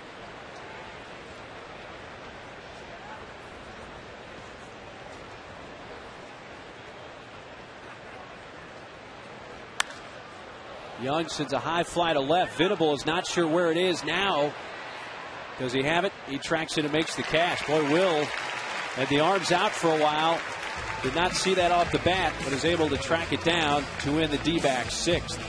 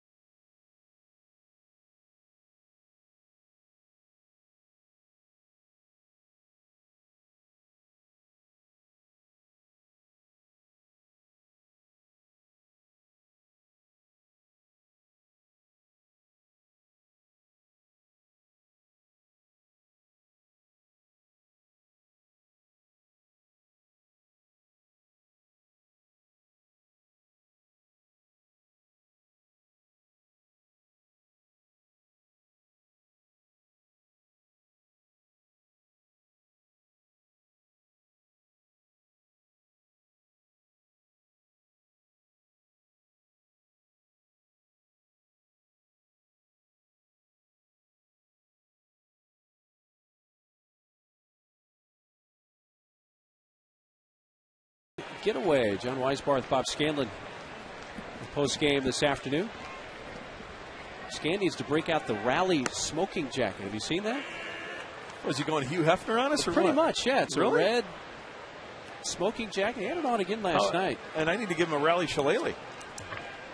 Let's see if they can cut into the 9-0 deficit. The Padres, at the bottom of the 6th, top of the order up. Eck has walked and been hit by a pitch. So no official at bat yet for the Padres' second baseman. He lifts a fly ball to left. Parra back now in towards the line and is under it. 1 out.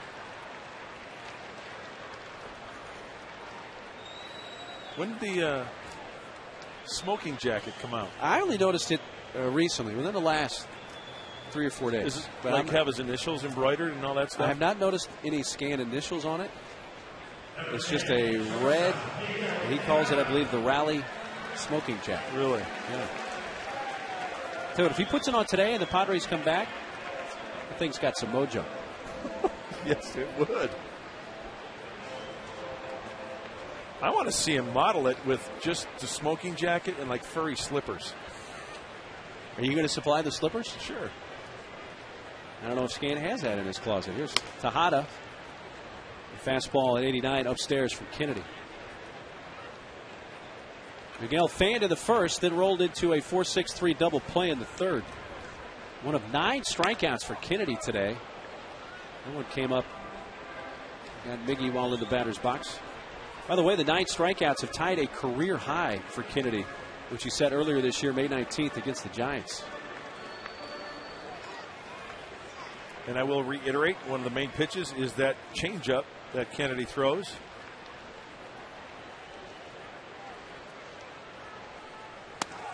Inside, as Miggy almost leaned into that.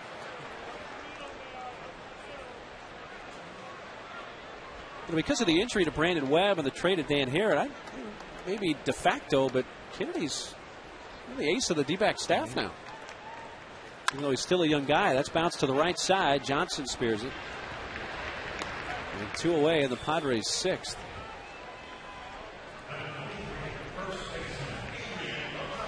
It's going to bring up Adrian in time for our comparison brought to you by the San Diego County Toyota dealers. Adrian, of course, homering last night, so that's 156 for him in a Padre uniform, which he accomplished in 2,850 at-bats. Nevin, who he's tied with, Phil, at 29-28, so Adrian needing 78 fewer at-bats to reach that same mark.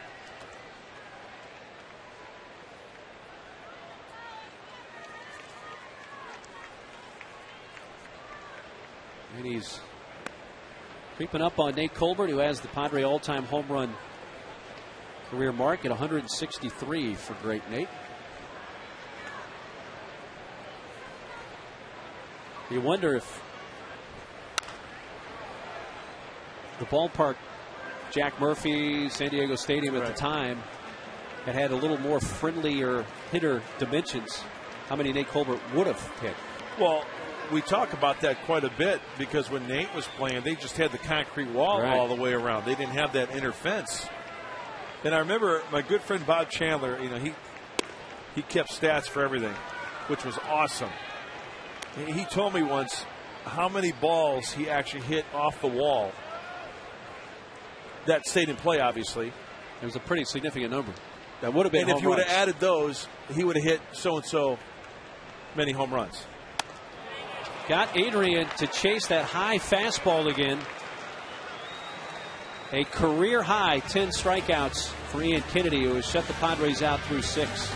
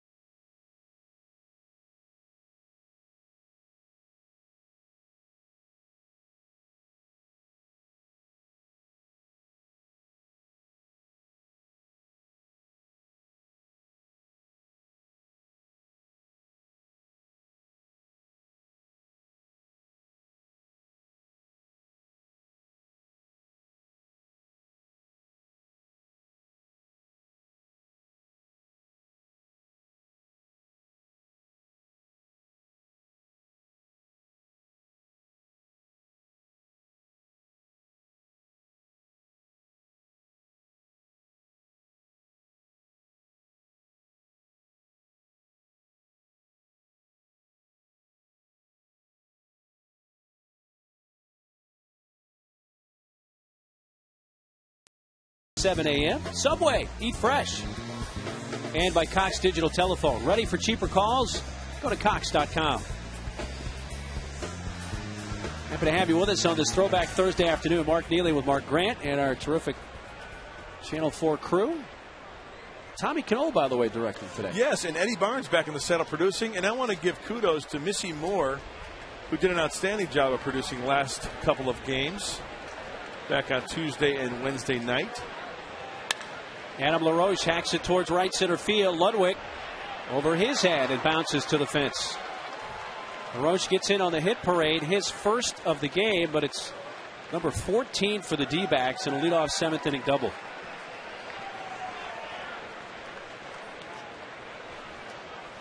No, just one of those afternoons at the old ball yard. The Diamondbacks have their hitting shoes on. And LaRoche goes down and gets the ball that's out of the zone, and Ryan Ludwig can't come up to him. He says hi to Adam on the big screen.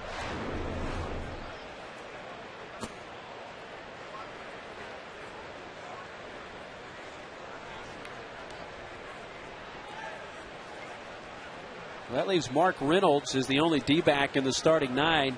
Sands, the pitcher, that is hitless today. And he hits a high drive, center field. Denorfia back, and that one's going to find the beach or over. That's in the cat box. Man. Wow. I'd have to get the tape measure out for that one. Reynolds is 28th of the season, and it is 11-0.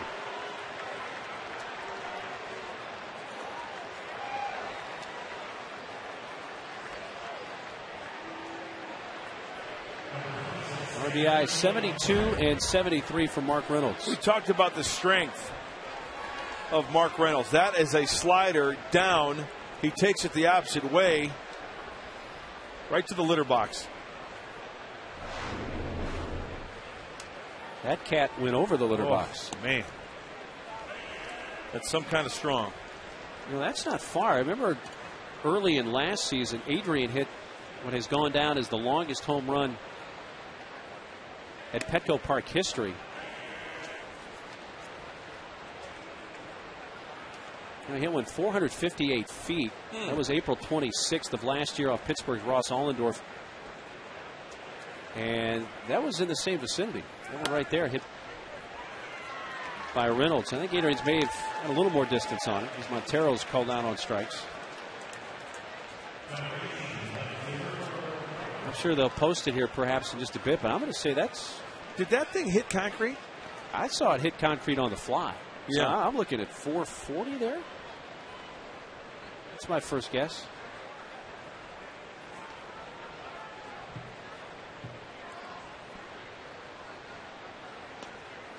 Strike at the knees to Parra.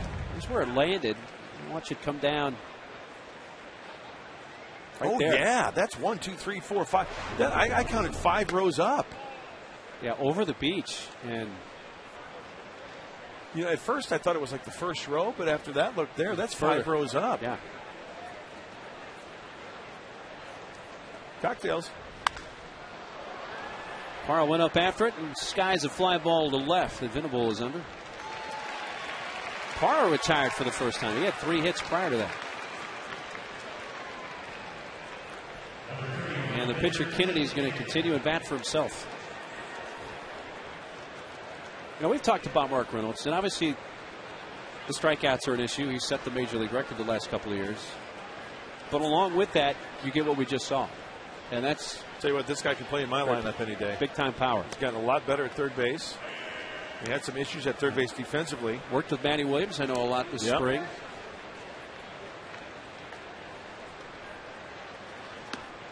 Breaking ball from Stauffer down and away to Kennedy. Remember back in the day, Dave Kingman? Sure. Same type, right? I can't remember. I'm a little bit young to remember Dave Kingman playing defense. I certainly remember the home runs. Offensive. Right. Down to the... penthouse or outhouse. Right, yeah.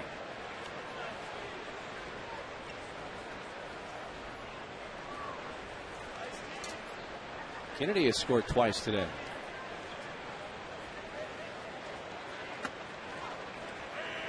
Strike call on the high inside corner, 2-2.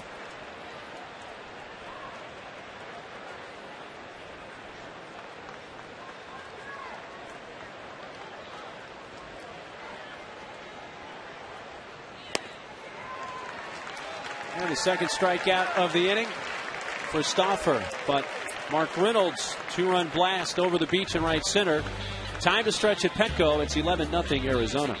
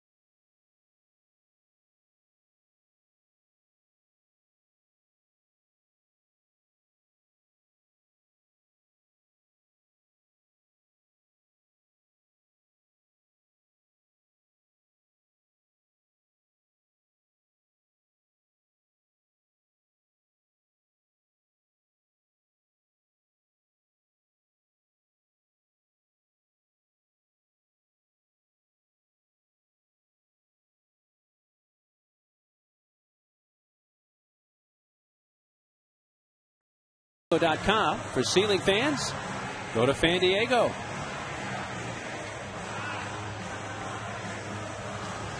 Throwback Thursday at Petco Park. The organist. Yeah. That's a 3-decker. Look at that. That's amazing. Anybody who can do that, I tip my hat to you. That is very cool.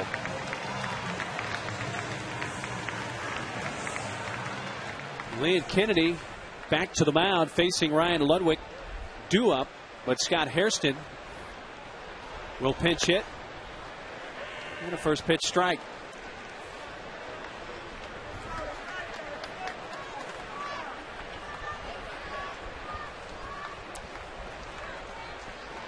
Middle 3 in the order. Scotty takes down and away, a ball and a strike. So through 6 today, Ian Kennedy has allowed 1 hit. That was a 2-out single in the 4th to Will Venable. And he has struck out a career high 10. You know, he came out of the chute. He walked 2 of the first 3 hitters, but has not walked a batter since then. He did hit Eckstein in the 3rd,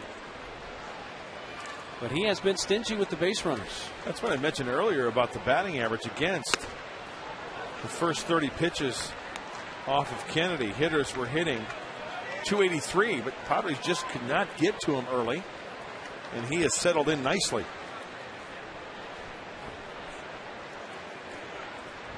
2-2 pitch. Scott hits it in the air, foul on the first base side. LaRoche out of room. Yeah, I mentioned it last week. Forgot what game it was, but Padres were on the losing end. It must have been that game in Milwaukee. And it wasn't even that bad of a game, but a game like this, 11, this is a pig, right? This is one of those where it's a pig. Got to use a lot of lipstick on that one. Yeah. And it's going to happen. I'm sure even the 27 Yankees had games like this. Strikeout on that changeup that has been a big pitch today for Kennedy, and he's now fanned 11.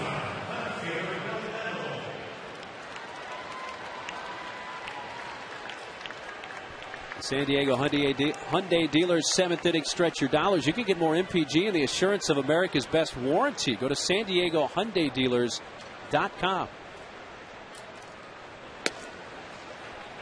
Breaking ball, strike to Will Venable, who has the only Padres hit today.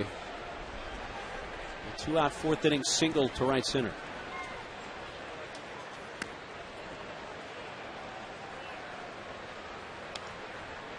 One more throwback day Thursday coming up. This is the last day for the 78 unis. I think the 84 unis are coming out next. I think you're right, yeah. Trying to backdoor the breaking ball, and it's outside. No, I like the 84 costumes. Nice. I like those. Is that your favorite? Because it incorporated a little orange, just a touch of orange. Yep. And of course, it represents the year the Padres finally made it to the World Series for the first time. They're going to break him out against the Cubs for the next throwback Thursday. So rub it in even a little more. Yeah. Huh? The 84 Did Cubs. a good job of that last season. Remember that? 12 strikeouts now for Kennedy. Brought a lot of the guys back from the 84 team last year when the Cubs were here. And the Padres, I want to say, swept the series against the Cubs. That would have been appropriate, right? Right, yeah. Cubs couldn't win in San Diego in '84. They started the postseason. Chase batting for the first time. Took over at third base in the 6th inning. Phillies in town next. And what a matchup tomorrow. Matt Latos against Roy Oswalt. Nice. Going to get it going. Then it's Garland against Blanton in the second game. Clayton Richard against Rancho Bernardo product Cole Hamels for the Sunday game to wrap up the homestand. On the ground, foul pass first. Phillies lost today, so they're going to come in with a 4-game losing streak. They've given up possession of the lead of the wild card race. Giants right now with a half-game lead. Cardinals a game back in the wild card.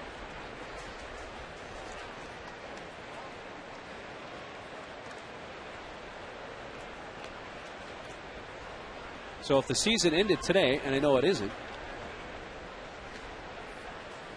It's up high. Had the Phillies won today, you'd be looking at a Padre-Phillies first-round matchup in the NLDS. But the Phillies, for the moment anyway, have fallen out of the lead of the wild card. 2-2 pitch.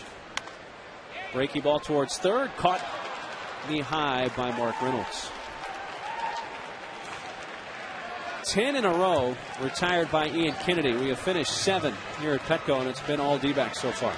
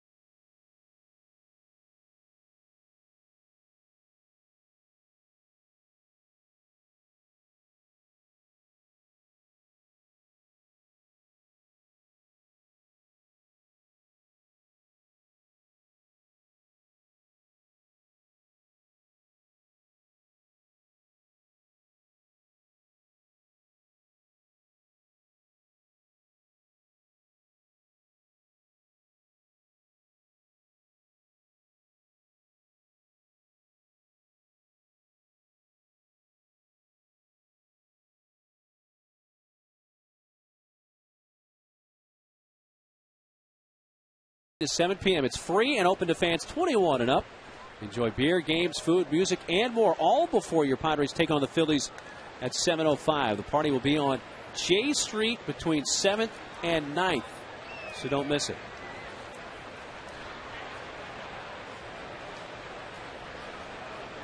Stephen Drew.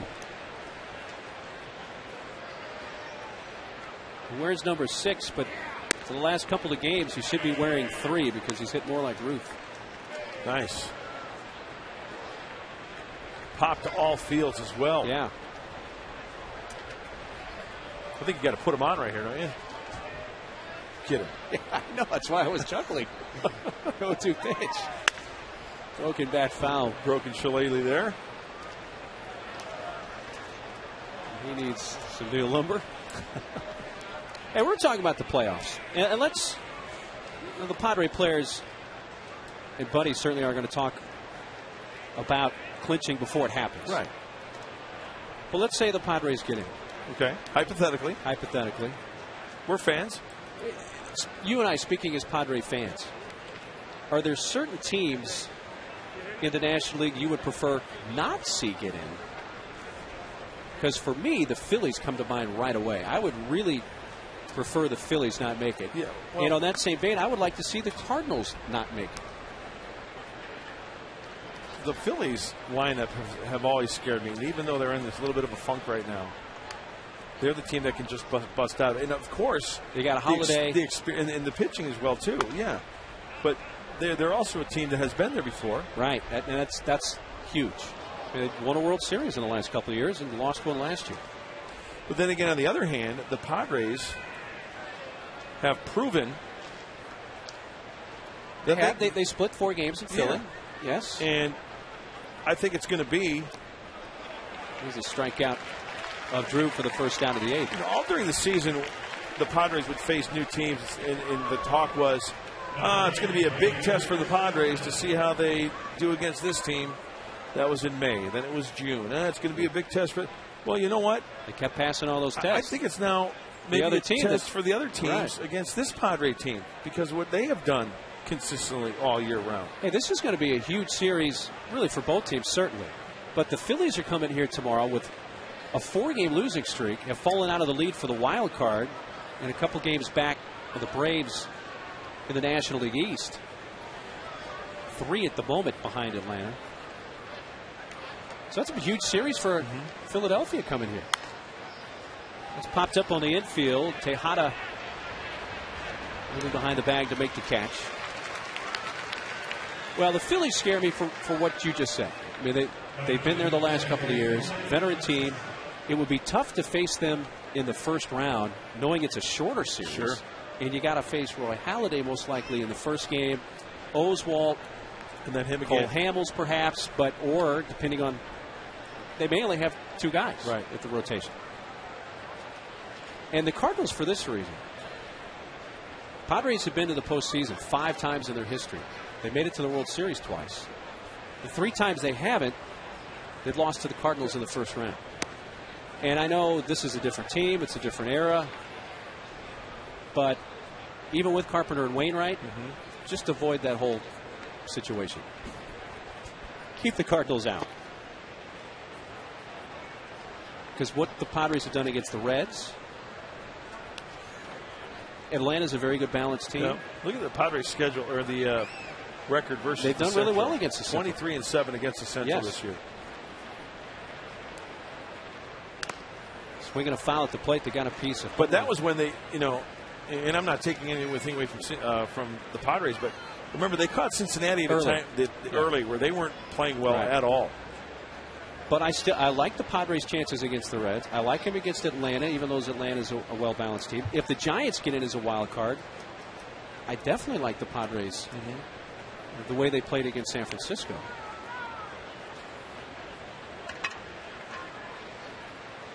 Two-one pitch. Nice delivery from Stauffer. A strike on the inside edge. So I guess what I'm saying, I wouldn't mind if it played out the way it sits right now. With the Padres going in with the best record, having home field throughout the playoffs. Look out, Kelly Johnson. And remember, who won the All-Star game this year? National League. Got home field in the World Series finally. By the way, you know what the odds are now in Vegas for the Padres to win the National League? I saw this recently. When the season began, I might have seen what their odds were against the World Series. 3-2. I think it was 100-1 to start out, and now it's 10-1. Now it's 2-1. 2-1. Nice. I like the confidence. Good inning for Stauffer, who sets the D-backs down in order. Just the second time today they've gone 1-2-3.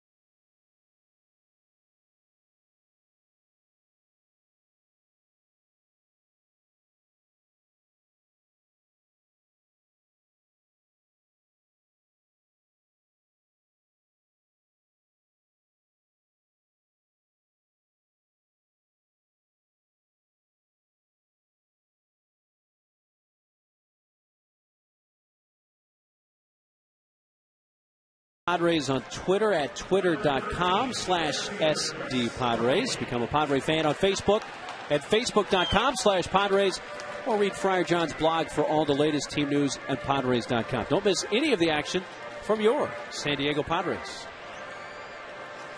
Sam Dimmel takes over on the mound for Arizona.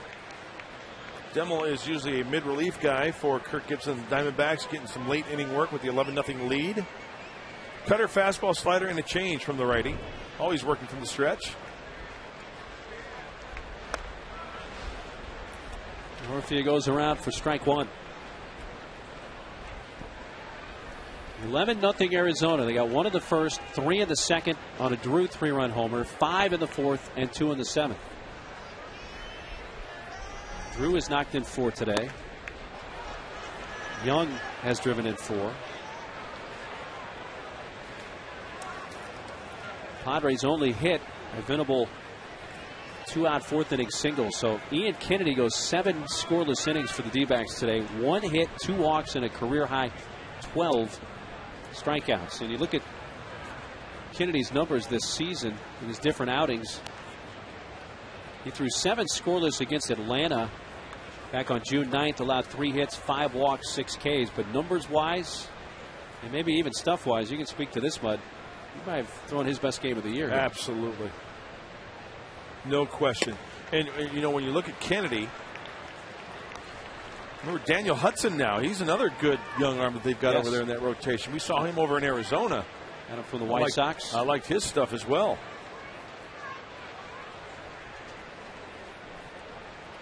The 2-2 pitch to Denorfia.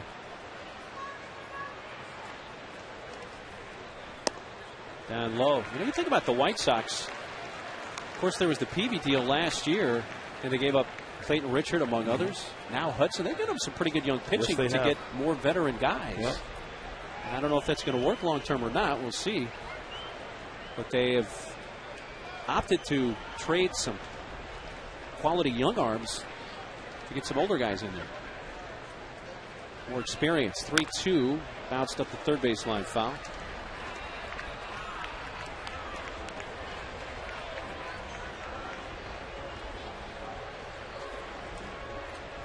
D-backs have made several changes. Chris Young's left the game, so has LaRoche.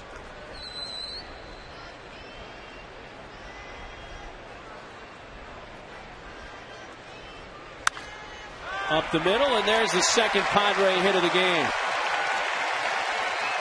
Denorfia, a leadoff 8th inning hit.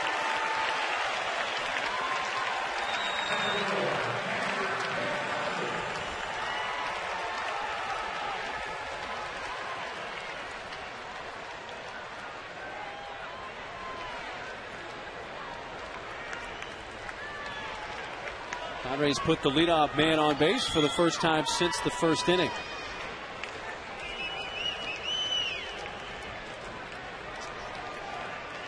Nick today fanned in the second and in the 5th fly to center. Breaks his bat but gets it through the left side. Denorfia at his second, 2 on, nobody out in the Padres 8th.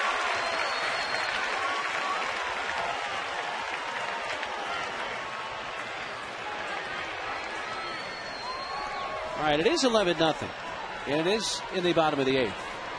You mentioned it earlier, Arizona's bullpen. Yeah, an ERA over 6. They've actually reduced it a hair below that now at 5.93 after it was a season high 7.98 back on May 18th. Yeah, so they've actually gotten a little better, but still vulnerable. We'll see with Durango batting here in the pitcher spot.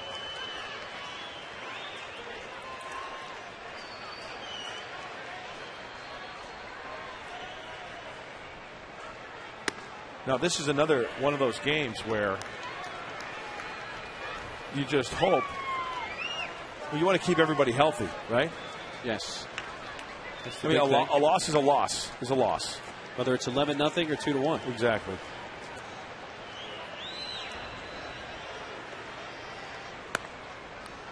Well, Luis Durango's got the sweet stirrups working today. That's old school right there. Oh, That's yeah. Definitely 78 Deluxe.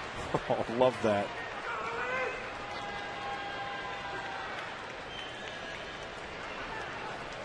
That's straight Gene Richards. Those stirrups aren't painted on.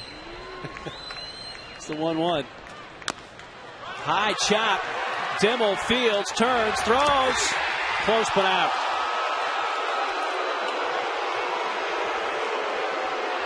Denorfia and Hundley advance. Durango out by an eyelash on a chopper up the first base line. And Dimmel made a very good play to get it. Absolutely. And we all know that when Luis Durango hits a ball like that, it's going to be fun to watch him get down that line. Dimmel, glove, flip throw, and ooh. Got him? By a whisker. Good hustle by Louis.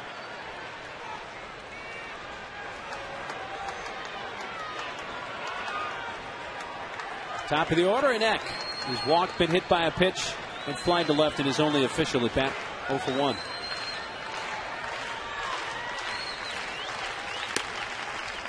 Fastball at 95 is strike one.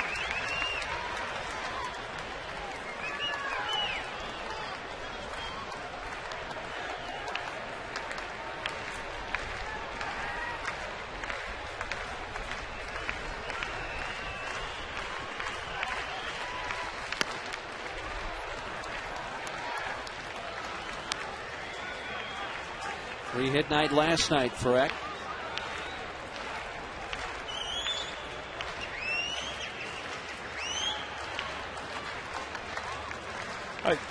When you take a look at Upton in right field, he is really playing shallow out there. I mean, cutting down the angle. Eck could go down the right field line or right center field gap.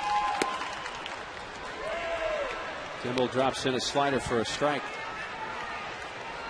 There's the defense, and there you see Upton shallower in right.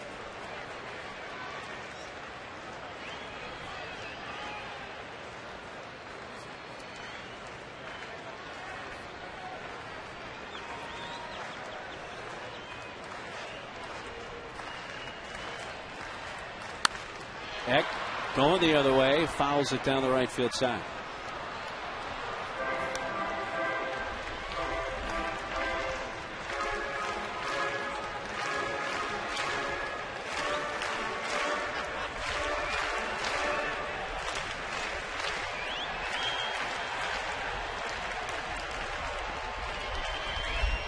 $20,983 on this throwback Thursday at Petco Park.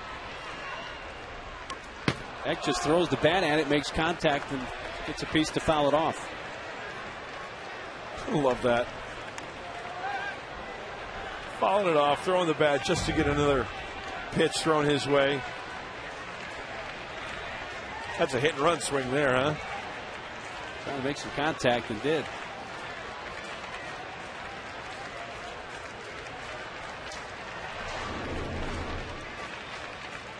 1-2 pitch from Dimmel. Runs inside.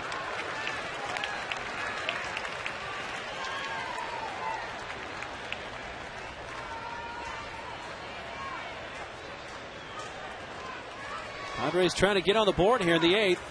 Sam Dimmel out of the D-backs bullpen. Dimmel, who came over from the A's June 15th. And the trade had sent Connor Jackson to Oakland. Back laying off, and it's a full count. Hey, the Padres have only been shut out 6 times this year. This game, what, 126? Yes, it is.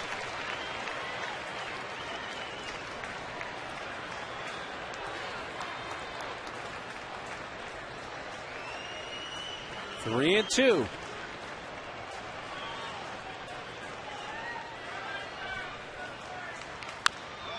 Foul down the right field side.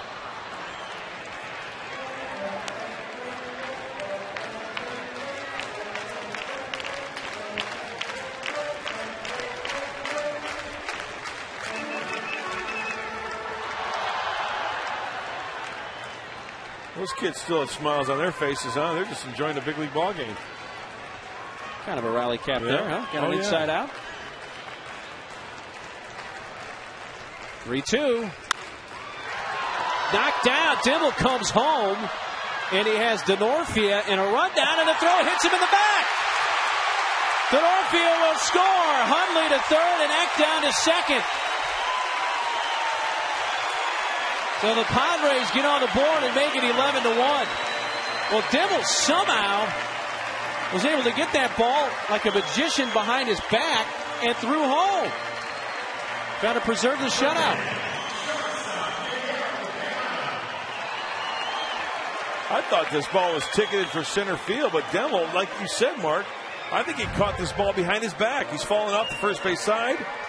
Oh, I see. He knocked it down, gave it up, and then it hits Denorfia right in the A of Denorfia. Throwing air on Montero. Neck reaching on a fielder's choice. Now here's Tejada.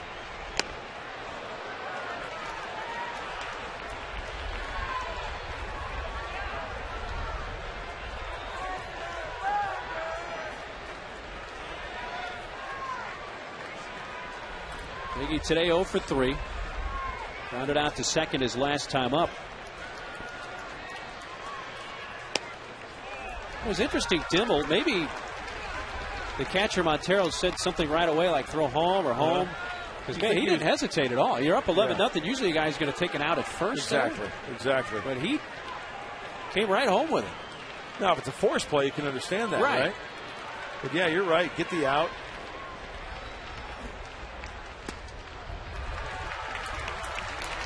Montero out to the mound with a 2-1 count on Tejada.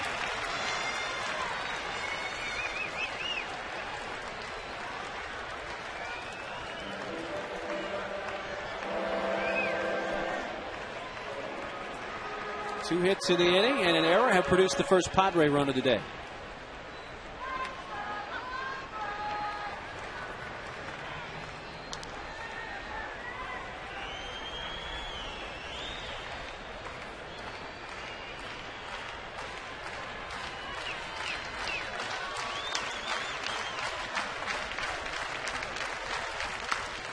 Ooh, a hanging breaking ball. Fouled it away right side. Look at Miguel. He's like, come on, how did I miss that pitch?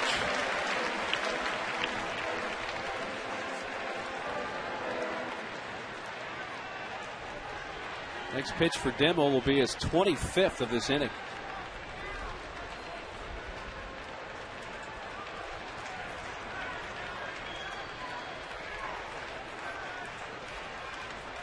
Two-two to Tejada. Outside off the mid of Montero with the runner's hold.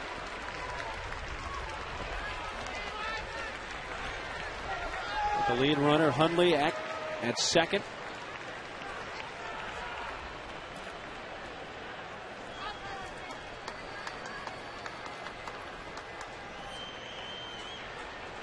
Miguel talking to himself a little bit right there. Yeah, they get a little pep talk there, huh? Not all that unusual, is it? No. Guys. In this game, you find yourself talking to yourself quite a bit.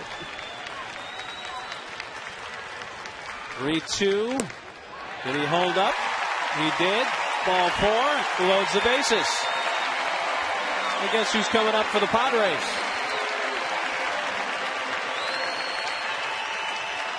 Well, Stottlemyre Jr., the pitching coach, wants a word with Demmel before number 23 comes to the plate for San Diego. What are you going to tell him here?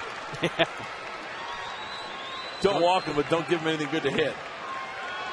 Or, seriously, hey, if you walk this guy, it's no big deal. It's not the worst thing. But then you've got Ludwig, Ludwig's out of the game. You got Hairston. Right. In the number 4 spot, he took over for Ludwig. Back in the 7th inning. Hairston in the 4th spot, Headley in the 6th spot. The alterations from the original lineup.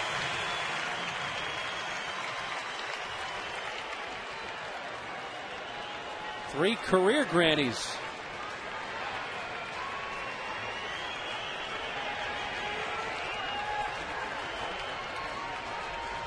Padres as a team have hit 4 this year.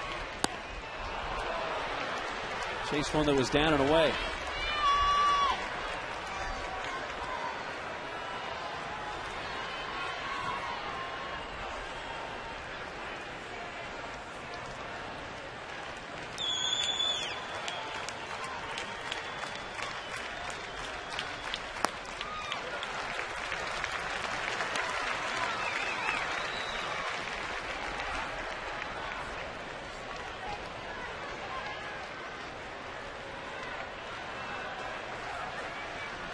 Adrian has walked and struck out twice, 0 for 2.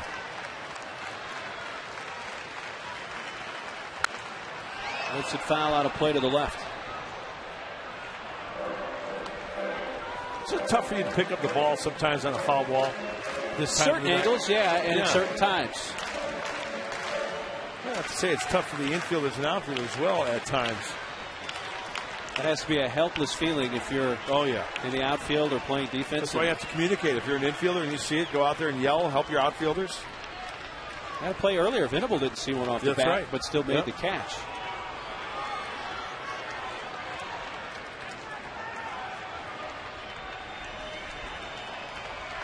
Adrian batting with the bases loaded and 1 out of the San Diego 8th. Devil's got that two-seamer working now. Got some good bite to it. Yep. He's hitting top that one. Yeah, he's hit 94 on that two-seamer, tailing fastball away from the lefty Gonzalez. Trying to front door it as well, trying to on the inner part of the plate. Have him give up on it.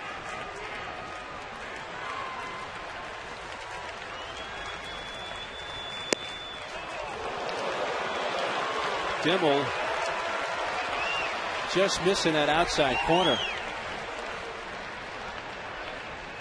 The veteran may have gotten a call there, being Adrian. That's a ball. Not by much.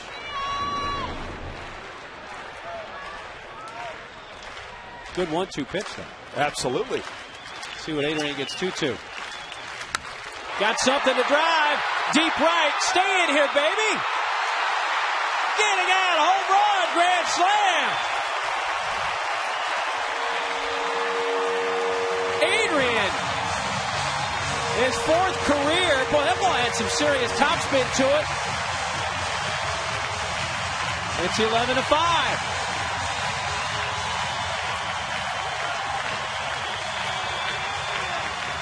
That gives him 86 RBIs, his 27th home run, which now puts him career into second place on the Padres career list. Down and in after Dimmel did not get a call. It was a ball off the plate. And this ball gets out in a hurry. Oh, I like that pitch. The eyes got a lot bigger. His 157th home run as a Padre, so he moves ahead of Phil Nevin for second place all time, and now 6 behind Nate Colbert for the all-time Padre lead.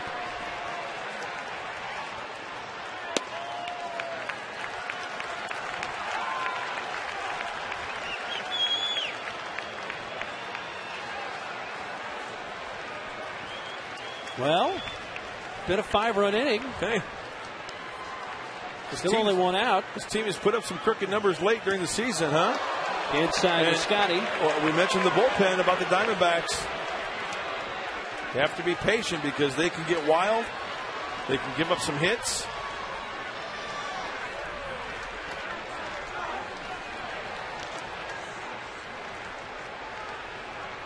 Merlin Vasquez, a right-hander, getting loose for Arizona. Hey, going into the first game of the series, the Arizona Diamondbacks, and I mentioned this the first night, they've had 10 relievers with an ERA above 6 this year. Ouch. Foul, sharply foul past third.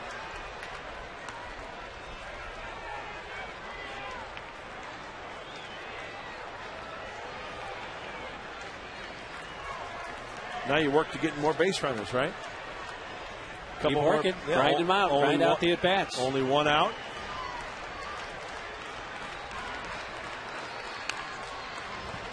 Scotty hanging in.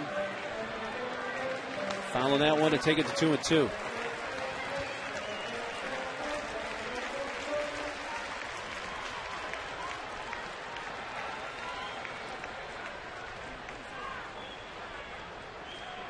Hairston batted in the 7th for the first time after coming into the game and struck out.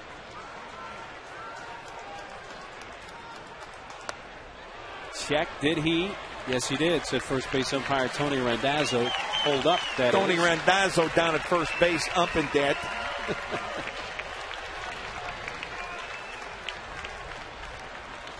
Hey, Scotty needs a good at-bat here. Hey, even drawing a walk, that does wonders, huh? Especially after that salami. Base runners. Keep it rolling right along, and that's what Hairston does. See how much longer the D-backs stay with Dimmel here, with Venable coming up.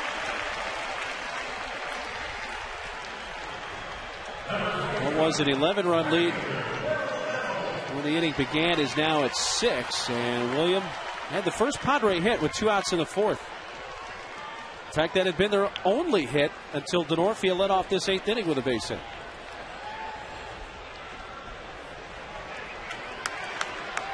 Now buying some time, Montero out to the mound, and here comes Kirk Gibson.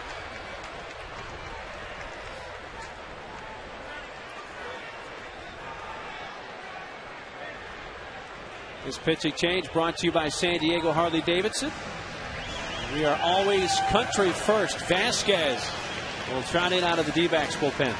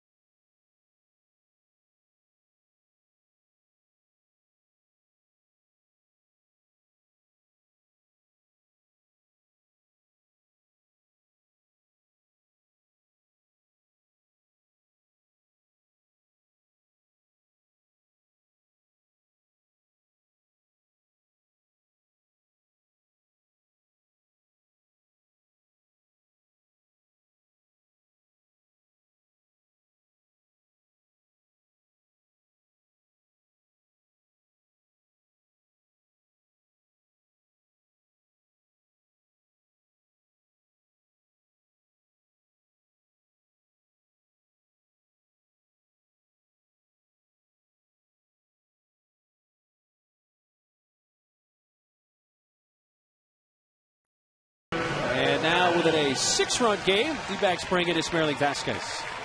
Another mid-relief guy for Kirk Gibson and the Diamondbacks. Fastball about 95, 96. He throws that biting slider and also a changeup. And my good friend Dave Rickards sitting at home, hoping for a Padre comeback. Dances in on the high inside edge for a strike to Venable.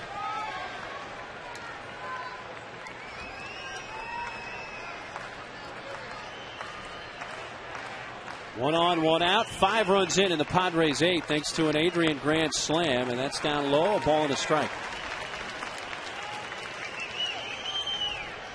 Seriously, did you sense the grand slam? I mean, obviously you're thinking about it.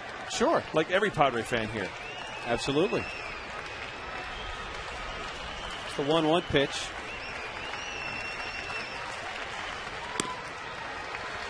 You know, when he hit it, it had such top spin. Right. It was kind of tailing towards the line a little bit.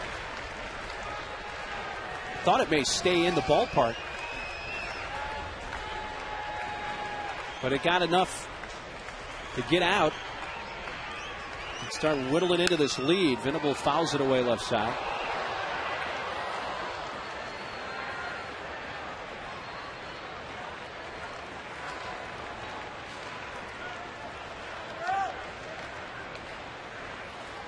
William with a base hit and 3 at bats. You know, Vasquez can struggle with that command. Going into this series, 27 walks and 45 plus innings pitched. He pitched last night 1 inning, he walked 1.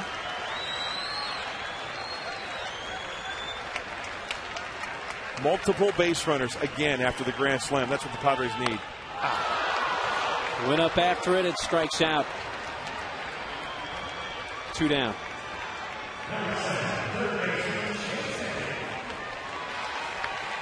The 9th man to bat in the inning will be Chase Headley.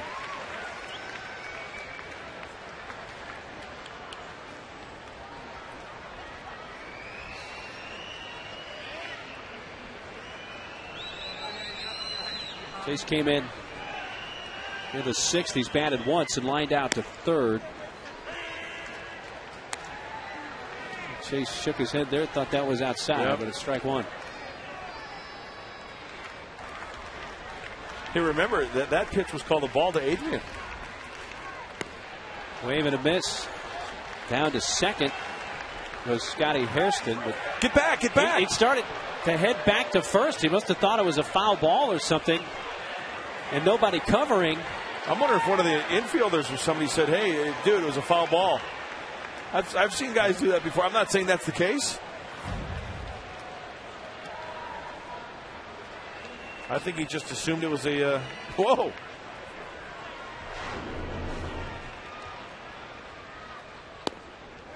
Down and away. Maybe the pop of the glove got him. Huh? They did give him a steal on that. And he almost gave it back. Was he being held on?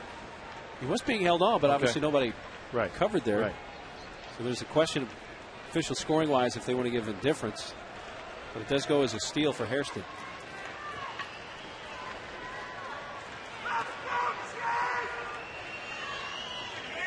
One-two from Vasquez.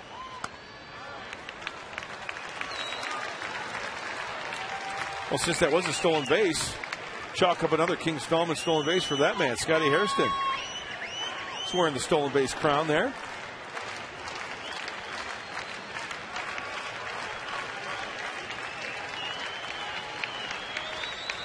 Two to Headley. Diving catch by Rusty Ryle, who just came into the game at first base.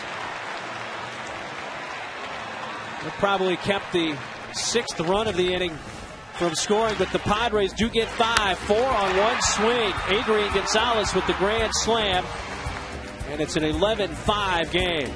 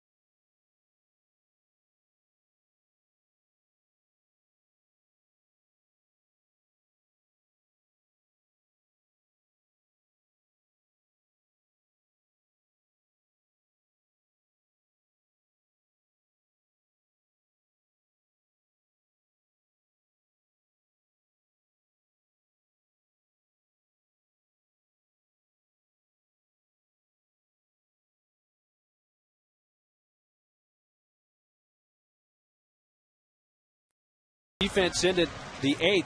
We're doing more on defense, brought to you by the Home Depot. More saving, more doing. That's the power of Home Depot. And that right there took a hit and probably an RBI away from Chase Headley. That is a big league play. Ryle laying out.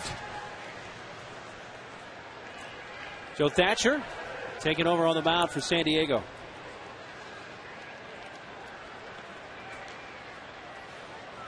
Ryle batting for the first time. Last time out for Joe was on Tuesday night, a third of an inning. He struck out Kelly Johnson in that 7th inning to end that inning. Great numbers from Joe. Only 4 walks in 27 plus innings.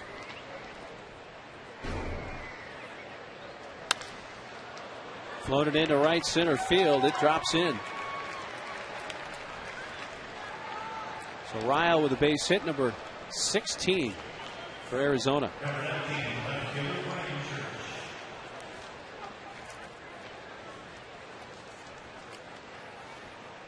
Most hits allowed by the Padres in a game this year is 18. That was on May 18th against the Giants. Game the Padres lost 7-6 in 12 innings. So that was an extra inning affair. Ryan Church, the left fielder. Strike on the inside corner.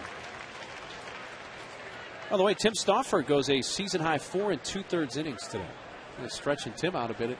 Yep. Once again.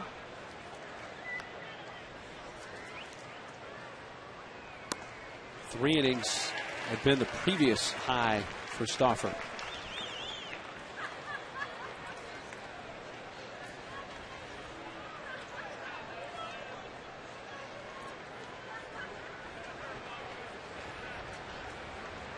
Oh, 2 pitch.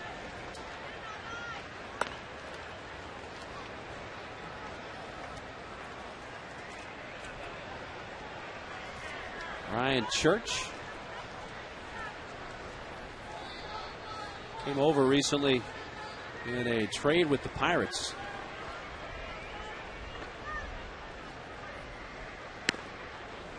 Moves outside, 2-2.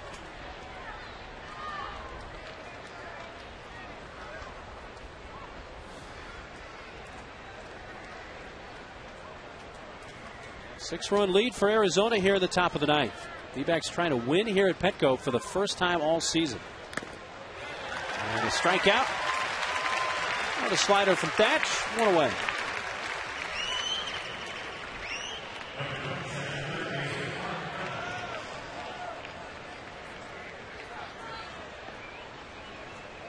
Mark Reynolds 1 for 4 today. And 1 hit, though. Went about 440 feet over the beach in right center.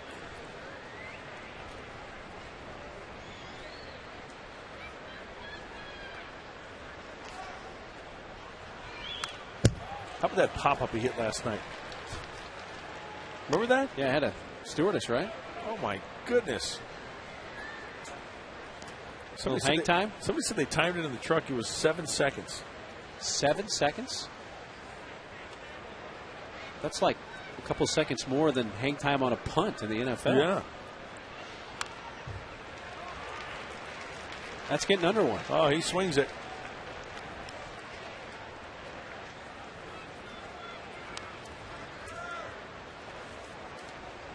Mark Reynolds, who turned 27 earlier this month.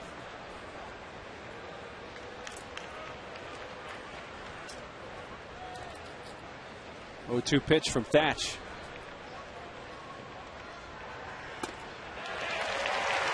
Uno, dos, adios. Back-to-back Ks for Thatcher and Reynolds fans for a second time today.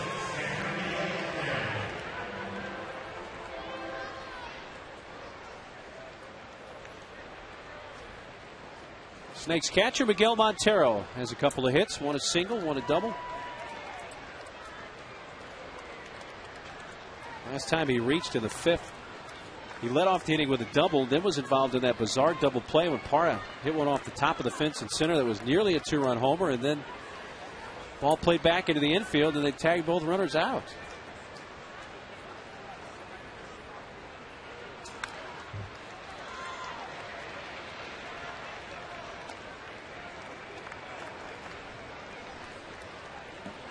Looking at the Padre 9th. Bottom 3 scheduled. Denorfia, Hundley in the pitcher spot.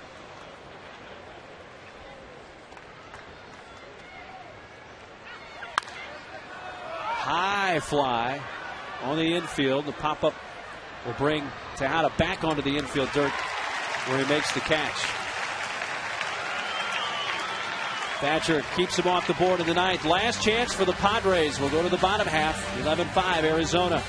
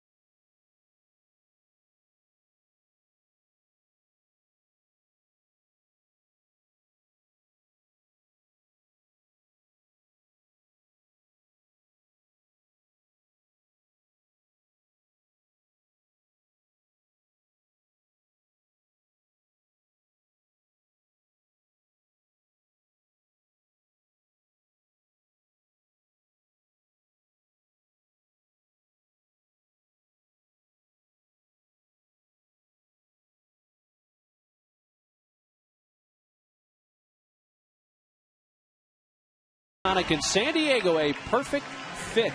And Stephen Drew, it was a 1-0 game until that swing. Deep to right, 3-run shot. Made it 4-0. His third home run in the last 2 games. And now Aaron Heilman trying to finish things off on the mound for Arizona. Stephen Drew, the one-man wrecking crew. Nice rhyme. I mean, when it comes to the offense of Stephen Drew, you take a look at the numbers of Aaron Heilman. He is their closer, getting the inning of work here with the 11-5 lead. Fastball change slider. Two-seamer.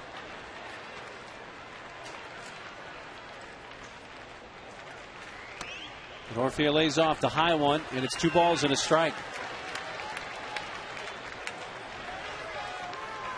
D-backs 1 in the first, 3 in the second, 5 in the fourth, and 2 in the seventh. Led 11-0. The Padres 5 in the eighth with Adrian Gonzalez hitting a grand slam. That moves down low. 3 balls and a strike.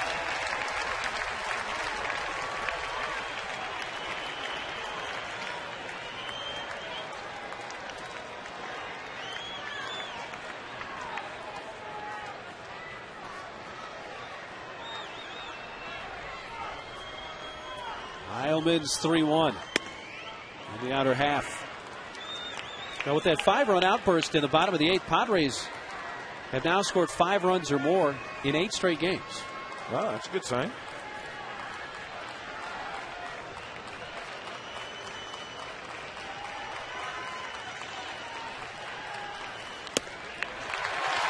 Three-two missing, and a leadoff walk to Denorfiat in the ninth.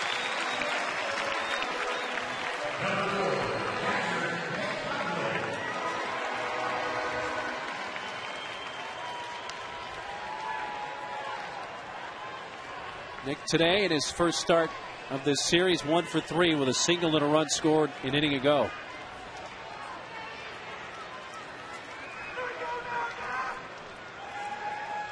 This is where hitters cannot give away at bats. Here's talked about that quite a bit, right? Grind them out. Grind it out. First pitch, 94-mile-per-hour fastball, strike 1.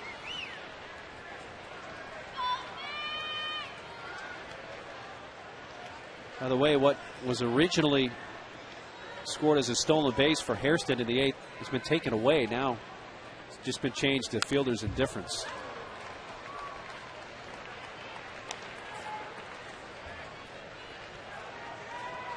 We are not retracting, though, the King Stallman bail bonds comment that you made at that time. That still stands, Your Honor.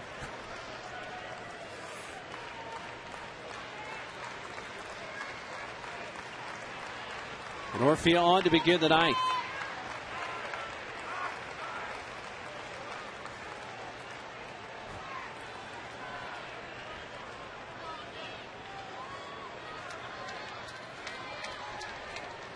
Now, like the other relievers for the Diamondbacks, Heilman can get wild as well.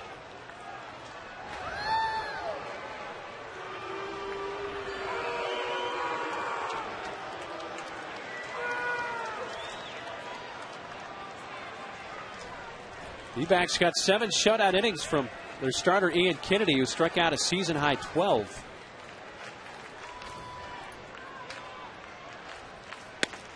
Padres trying to inflict a little more damage on the D-backs bullpen, and that just misses outside. 1-2.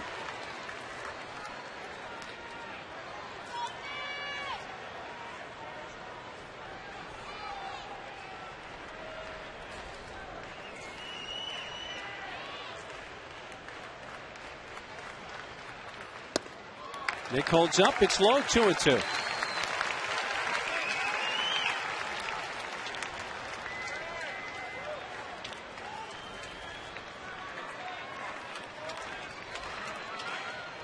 Aaron Heilman, the 4th Arizona pitcher of the game.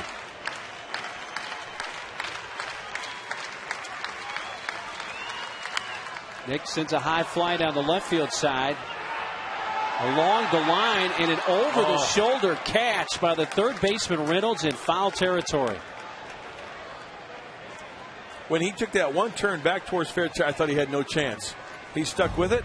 Numbers to the infield. Right there, I thought no chance. And right on the heel of the glove.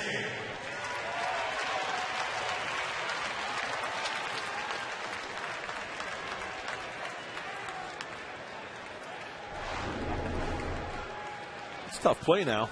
It's a very difficult play. You know, he used to make that play as well as any third baseman. I remember Terry Pendleton. Really good call. Sound. I can see him back to the infield. Yeah, I can see him doing that. Absolutely. Stairs batting in the pitcher's spot.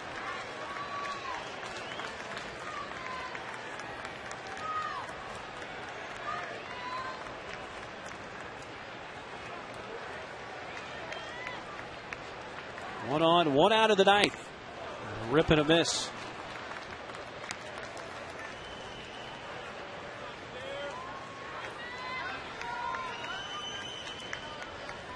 So the only bench player left for Bud Black is Torey Alba. Yep.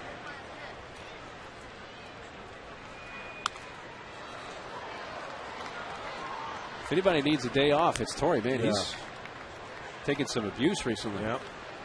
Not only the catching and the squatting and all that stuff, but the foul tips to the mask. A couple of those back to back. He kind of came up a little short running down to first last night one time. 1-2. Stairs, double play ball to short. Drew instead will just go to first and get it out. Good jump by Denorfia. As Drew elected not to try to get the lead man, and he took a sure out. Stairs hustling pretty well down that line, made it close. Chris Denorfia is he limping? Well, he was hobbling off of second base. Paul Navarro, one of the athletic trainers, is going to come out.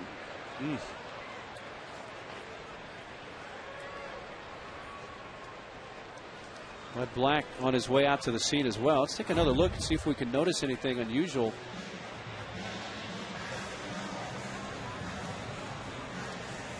He definitely came up clutching. It looked like a hamstring as soon as he popped up. Yeah, he grabs, is it the right, the back of his right leg maybe?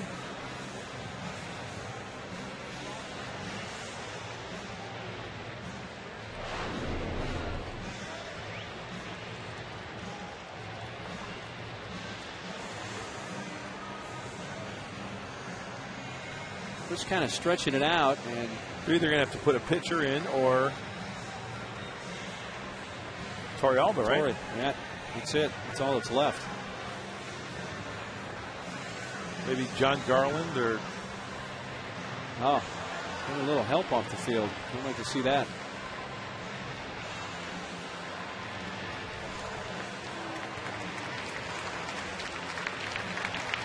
Wade LeBlanc, maybe? He's not really bending that right leg at all. Very little bending at the knee.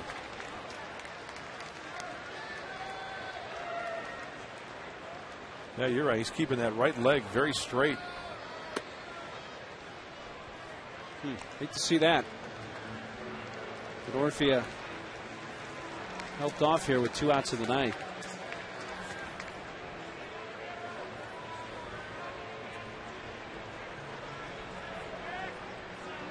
Second base still unoccupied, and Padres having to figure out who they're going to put out there. I think maybe somebody had to go put his spikes on.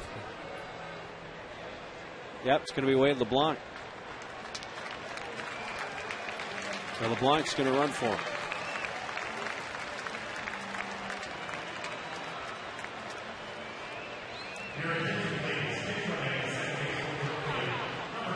Top of the order at David Eckstein. Arizona an out away from salvaging a game in this series and winning for the first time here at Petco Park during this 2010 season. Padres have won the previous 8 here at home against Arizona this year. Heilman pours in a strike. I pinch ran for Bruce Bochy once in running shoes. Out of the blue, Jack McKean goes, Mud, go in and run for Boch. You just I had my running shoes right out as a starter. Strike 2 on the outside corner. Did you have to advance and actually run, or did you move it off? No. Left stranded. A block pinch running. Padres down to their final strike. Outside to Eck, who has scored a run. Walked, been hit by a pitch.